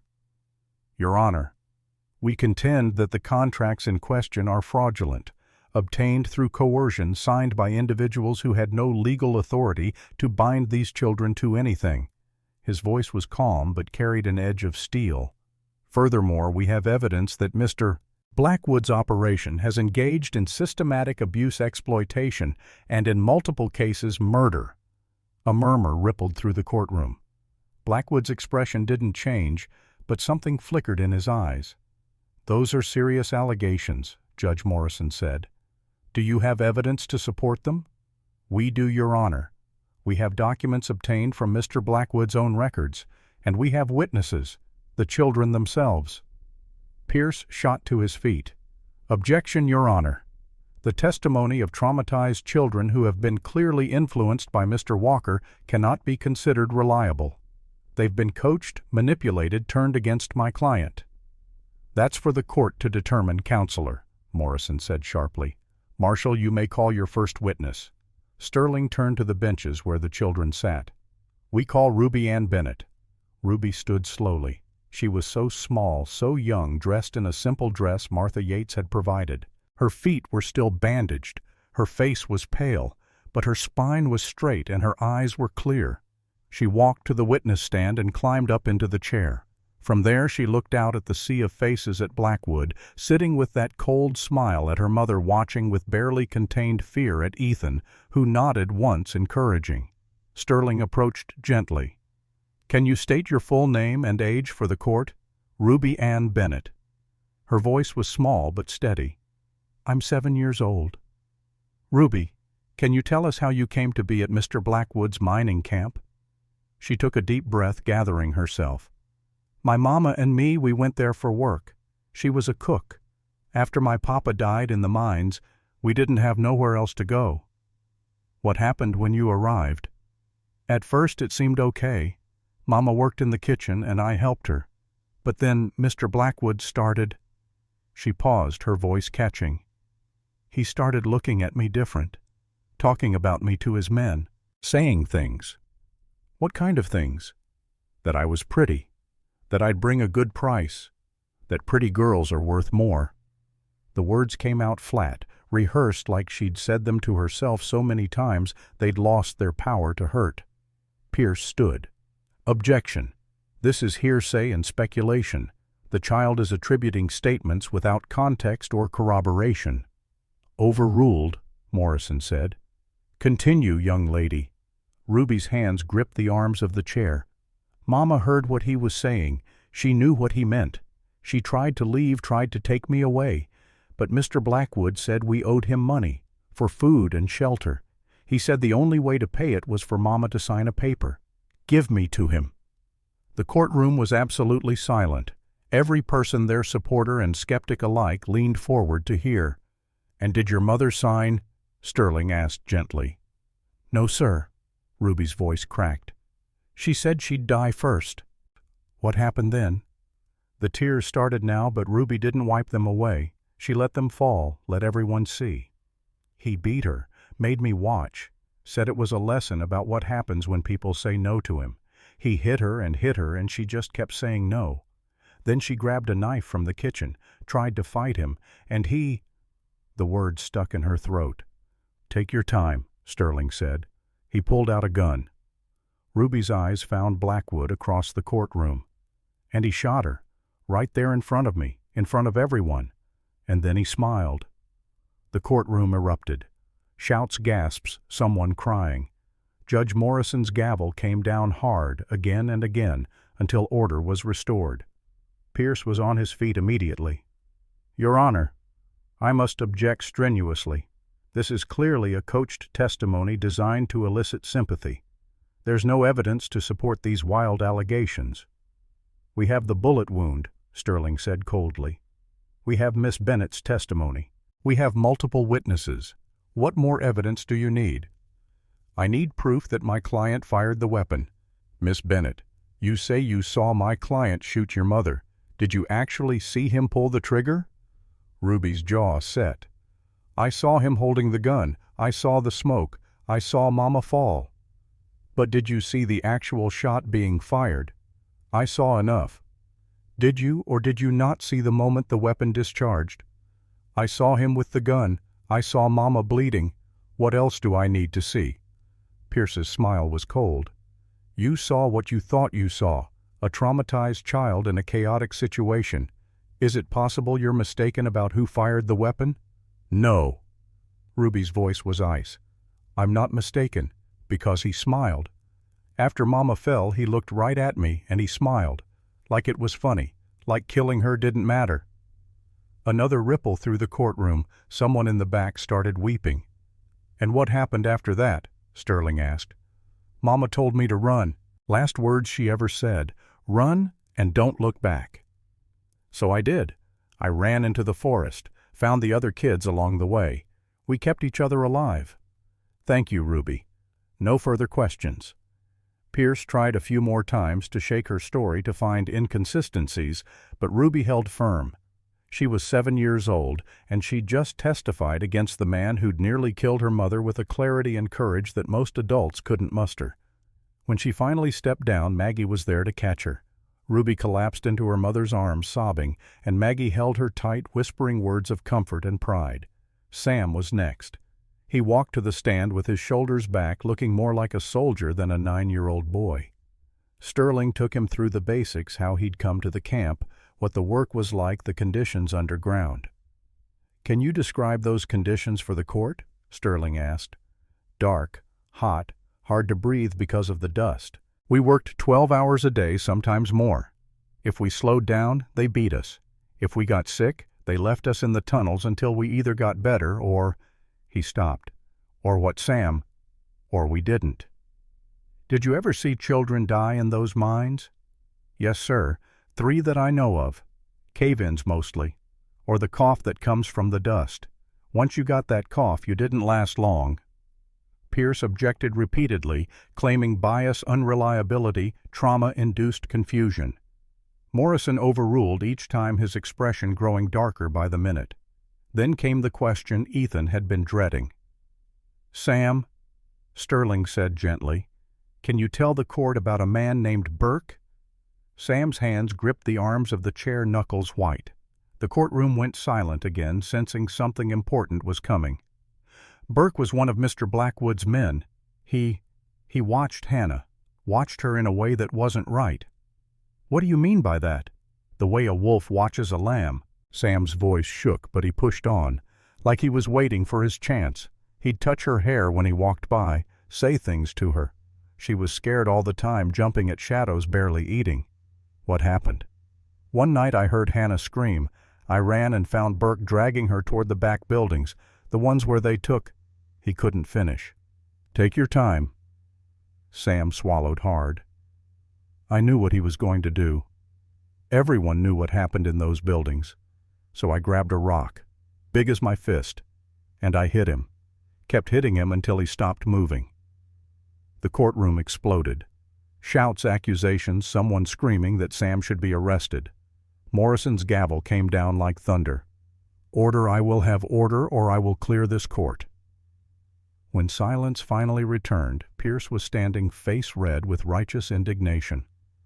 "Your Honor, this boy just confessed to murder. He should be taken into custody immediately." "He confessed to saving a child from rape," Sterling shot back. "There's a difference." Morrison held up a hand for silence. He looked at Sam for a long moment, and something in his expression softened. "Son, how old were you when this happened?" "9, sir, same as now."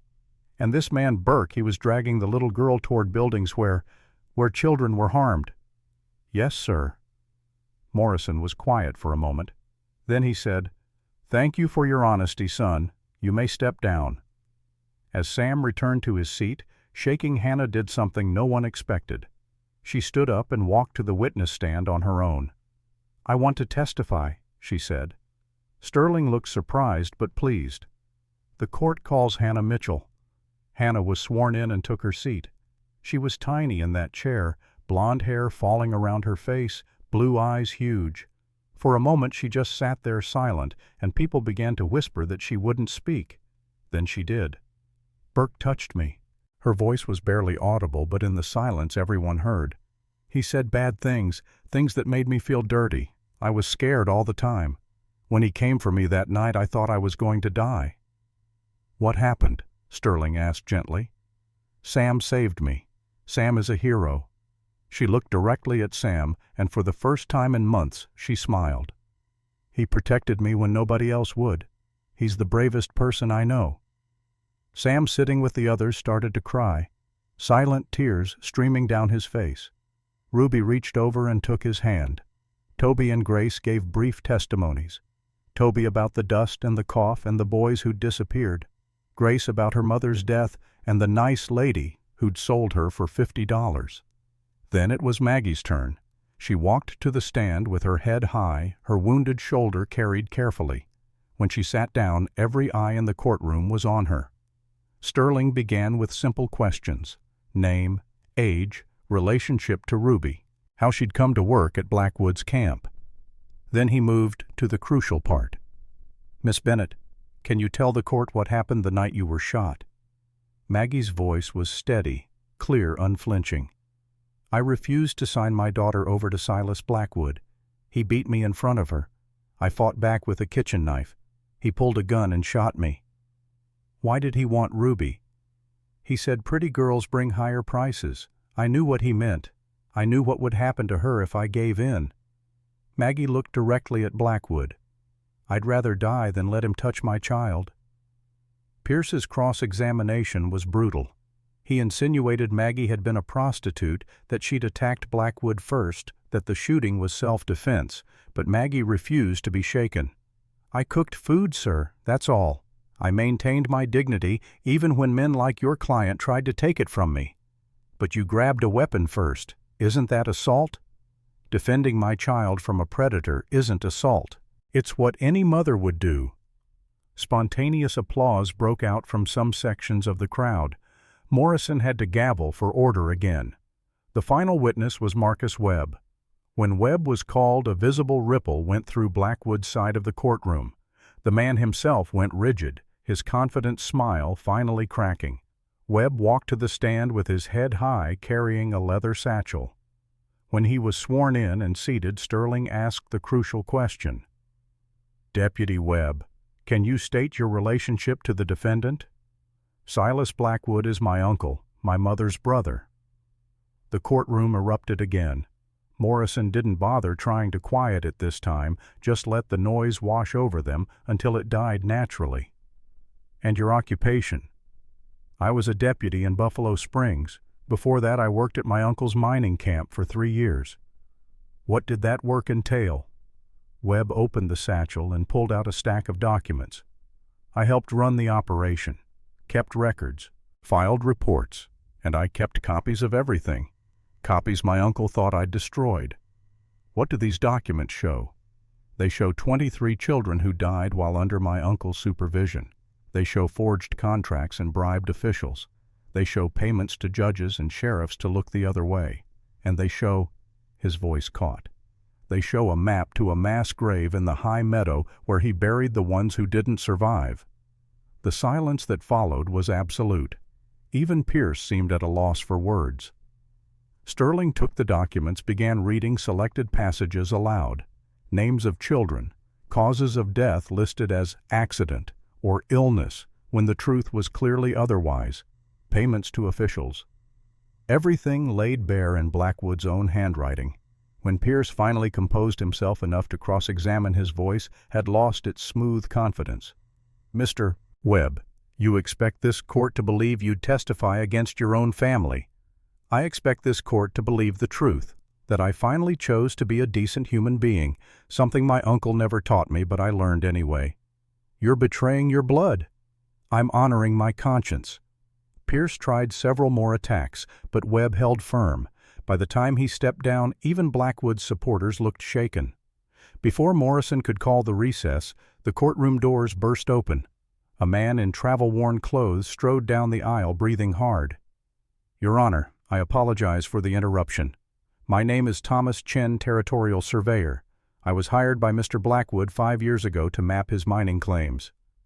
Pierce jumped to his feet. Objection. This is highly irregular. I'll allow it, Morrison said. Mr. Chen, what brings you here? Chen pulled out a set of maps. I recently discovered that Mr. Blackwood's mining operation extends onto federal land. Land designated as Crow Nation territory under the Treaty of 1868. Everything he's been doing, the mining, the labor camps, all of it has been illegal from the start. The courtroom exploded. Even Blackwood's lawyers looked shocked. That means, Sterling began, that means, Chen finished, every contract, every claim, every piece of paper he has is worthless. He never had legal authority over any of it. Blackwood's face went white, then purple with rage. You were paid to keep that quiet. I was, Chen agreed, but I couldn't live with myself anymore, not after hearing what those children went through. Morrison's gavel came down. This changes everything. He called a brief recess to review the new evidence. Judge Morrison called a recess. 30 minutes to consider the evidence, the longest 30 minutes of Ethan's life. The children clustered together, holding hands, supporting each other. Maggie stood with them, one arm around Ruby, the other holding Jessie. Ethan positioned himself between them and the rest of the courtroom, a human shield against whatever might come. When Morrison returned, his face gave nothing away. He sat, arranged his papers, and looked out at the packed courtroom. I have reviewed all evidence presented and heard compelling testimony from multiple witnesses. The contracts presented by Mr. Blackwood's counsel are deeply flawed. Signatures appear forged. Terms are unconscionable. Several signatories lacked legal authority to bind these children to anything. A stirring in the crowd. Hope beginning to bloom. Furthermore, the testimony of the children and Miss Bennett is consistent, detailed, and credible. The corroborating evidence provided by Deputy Webb is damning. Therefore, the petition for return of contracted laborers is denied. Cheers erupted, people standing applauding. But Morrison wasn't finished. His gavel came down hard. Silence, I'm not done. The room quieted, though the energy remained electric. Furthermore, Silas Blackwood, you are under arrest on the following charges: attempted murder of Margaret Bennett, kidnapping and trafficking of minors, conspiracy to commit murder in the attack on Mr. Walker's ranch, fraud, bribery of public officials, and accessory to the deaths of 23 children. Deputies moved forward. Blackwood stood, his face a mask of rage barely contained. This is outrageous. I have rights, I have lawyers. This court has no authority. This court has all the authority it needs, Morrison said coldly. Your rights end where children's lives begin. Take him away. As the deputies moved to restrain him, Blackwood's eyes found Ethan across the courtroom. This isn't over, Walker. I have powerful friends. They'll have me out within a year, and when I'm free I'll find you. I'll find those children, and I'll make you all pay. You can try, Ethan said quietly. But you'll have to go through me first. Blackwood was led away in chains, still shouting threats and promises. His lawyers gathered their papers and left quickly, already abandoning a sinking ship. His supporters melted into the crowd, suddenly unwilling to be associated with him. And 6 children who'd been slaves and victims and survivors were finally truly free. The celebration happened spontaneously. Martha Yates opened her cafe to everyone, bringing out pies and cakes and coffee. Strangers congratulated the children, shook Ethan's hand, embraced Maggie. Even Mrs. Ashford approached, her face red with shame. I was wrong, she said stiffly. About you, Miss Bennett, about the children. I let fear cloud my judgment. My husband. He owed Blackwood money, a great deal of money. Blackwood said if I helped discredit you publicly, he'd forgive half the debt. I was desperate. I'm sorry. Maggie studied her for a moment, then nodded. Apology accepted. We all make mistakes.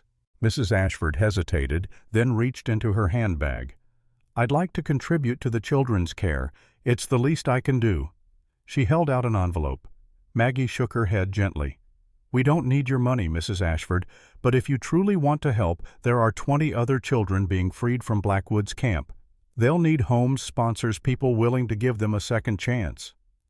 Something shifted in Mrs. Ashford's expression. Not quite warmth, but understanding. I'll speak to the Ladies' Aid Society. We'll do what we can. That would be appreciated, Ethan said. As Mrs. Ashford walked away, Maggie turned to Ethan. Do you think she'll actually help? I think people can surprise you. She's not evil, just scared. And sometimes scared people do terrible things until someone shows them there's another way. That evening, after the children were finally asleep in the hotel rooms Sterling had arranged, Ethan and Maggie walked together under the stars. The town was quiet now, the excitement of the day fading into peaceful darkness. They stopped at the edge of town, looking out at the mountains rising black against the star-filled sky. Maggie shivered, and Ethan drew her close, his arm around her shoulders. "It's really over," she said quietly. "The legal part is. Blackwood will spend the rest of his life in prison if he lives that long. Other prisoners don't take kindly to men who hurt children. And the other children, the ones still at the camp. Sterling's organizing a raid. They'll all be freed within the week, families found or new homes arranged. None of them will go back to that hell." Maggie leaned against him, and Ethan tightened his hold. They stood like that for a long moment, just breathing, just being. "I have something to ask you," Ethan said finally. "Something I've been thinking about for weeks." Maggie turned to look at him, moonlight catching in her dark eyes. "What is it?" "4 years ago I buried my family. I thought my life was over. I wanted to die but didn't have the courage." He took her hand, held it between both of his. "Then I heard a scream in the snow, found 6 children and a woman fighting to protect them. And you, Maggie, you brought light back into my world." "Ethan, let me finish." He took a deep breath. "I know it's fast. I know we've only known each other a few weeks. But I also know that life is short and uncertain, and tomorrow isn't promised. I love you, Maggie Bennett. I love your strength, your courage, your dignity. I love the way you care for those children. I love everything about you, and I want you to stay. Not as my housemate or my guest, as my wife, if you'll have me." Maggie's eyes filled with tears. "I thought I'd never love again after Thomas died. Thought I'd spend my life alone just surviving." She reached up and touched his face, her palm warm against his cheek. "But you showed me what a good man looks like, not with words but with actions. You risked everything for us. You fought for us. And yes, Ethan Walker, I'll marry you. I'll be your wife, and we'll raise these children together, and we'll build something good out of all this pain." Ethan kissed her then. Not the chaste, careful kiss they'd shared before, but something deeper. A promise and a beginning and a celebration all at once. When they finally pulled apart, both were breathless. "When?" Maggie asked. "Soon. As soon as we can arrange it. I don't want to wait." "Neither do I." They walked back to the hotel hand in hand, the future spreading out before them full of possibility. 6 months later, spring came to the Montana Valley like a benediction. Marcus Webb had become a regular visitor to the ranch. The young deputy, now promoted to marshal after Sterling's retirement, made the journey from Buffalo Springs once a month. Not for official business, but to check on his kids, as he'd started calling them. Sam had forgiven him. It had taken time. But one evening Sam had approached Webb and said simply, "You chose right in the end. That's what matters." Webb had never married, never had children of his own. But he became Uncle Marcus to the Walker children, bringing gifts, telling stories, teaching Sam and Ruby to read law books when they showed interest in justice. "You saved them," Ethan had told him once. "No." Webb had replied, watching the children play. "We saved each other." The ranch had changed. New buildings, fresh paint, expanded pastures. But the biggest change was the life that filled every corner. Children's voices raised in laughter or argument. The smell of Maggie's cooking wafting from the kitchen. The sound of Sam teaching Toby how to rope a post. Grace singing while Hannah drew pictures in the sunshine. And Jesse, miracle of miracles, had started talking. Not much, not yet, but enough. His first real sentence, spoken clearly one morning at breakfast, had been, "Love you, Papa. Love you, Mama Maggie." Ethan and Maggie had married on a warm day in April, with all 6 children standing up with them. Ruby had been maid of honor, solemn and proud in a new dress. Sam had stood as Ethan's best man, tall and serious, finally allowing himself to be the child he should have been all along. Now it was May, and Maggie was pregnant. 6 months along her belly, swelling with new life. The children were simultaneously excited and anxious about the new baby. Would there still be room for them? Would Ethan and Maggie still love them? The same? Ethan gathered them one evening to address these fears directly. "I want to tell you something," he said with all six arranged around him in the main room, "about family and love and how none of that works the way you might think." 6 pairs of eyes watched him solemnly. "When Sarah and Benjamin and Charlotte died, I thought my heart died with them. I thought I'd never love anyone again, that there wasn't room." He looked at each child in turn. "But then you came, and I learned something. The heart doesn't replace love with love. It doesn't have a limit. It just gets bigger, big enough to hold everyone." "So you love us the same as the new baby?" Grace asked. "I love all of you. Different maybe because you're all different people, but equally, completely. You're my children, all of you. The new baby won't change that." "Promise?" Ruby asked. "I promise, and this time I can keep it." That afternoon, Ethan found himself standing on the hill behind the ranch, looking down at the 3 graves, Sarah, Benjamin, Charlotte. It had been 6 months since he'd visited. The guilt of that absence gnawed at him. Maggie appeared at his side, her hand finding his. She didn't speak, just stood with him in the silence. "I hope they understand," Ethan said finally, "that loving you and the children doesn't mean I've forgotten them. They understand. If they loved you, and I know they did, then they want you to be happy. I am happy. For the first time in years, I'm genuinely happy, and that terrifies me. Why? Because I'm afraid it'll be taken away again, that this is all too good to be real." Maggie squeezed his hand. "Life doesn't come with guarantees, Ethan. We could lose everything tomorrow, but we could also have 50 wonderful years. We don't know. All we can do is love each other fiercely while we have the chance." They stood there together as the sun set over the valley, painting the sky in shades of gold and crimson. Below they could hear the children playing, their laughter carrying on the evening breeze. "Mama, Papa, come on. Jessie wants to show you something." Ethan and Maggie looked at each other and smiled. Then hand in hand they walked down the hill toward their family, toward their children, toward their second chance. Some stories end with tragedy, some end with triumph. This one ended with something better, something truer, something that would echo through generations. It ended with love and laughter and the daily miracle of broken people healing together. It ended with family, and that was enough. That was everything.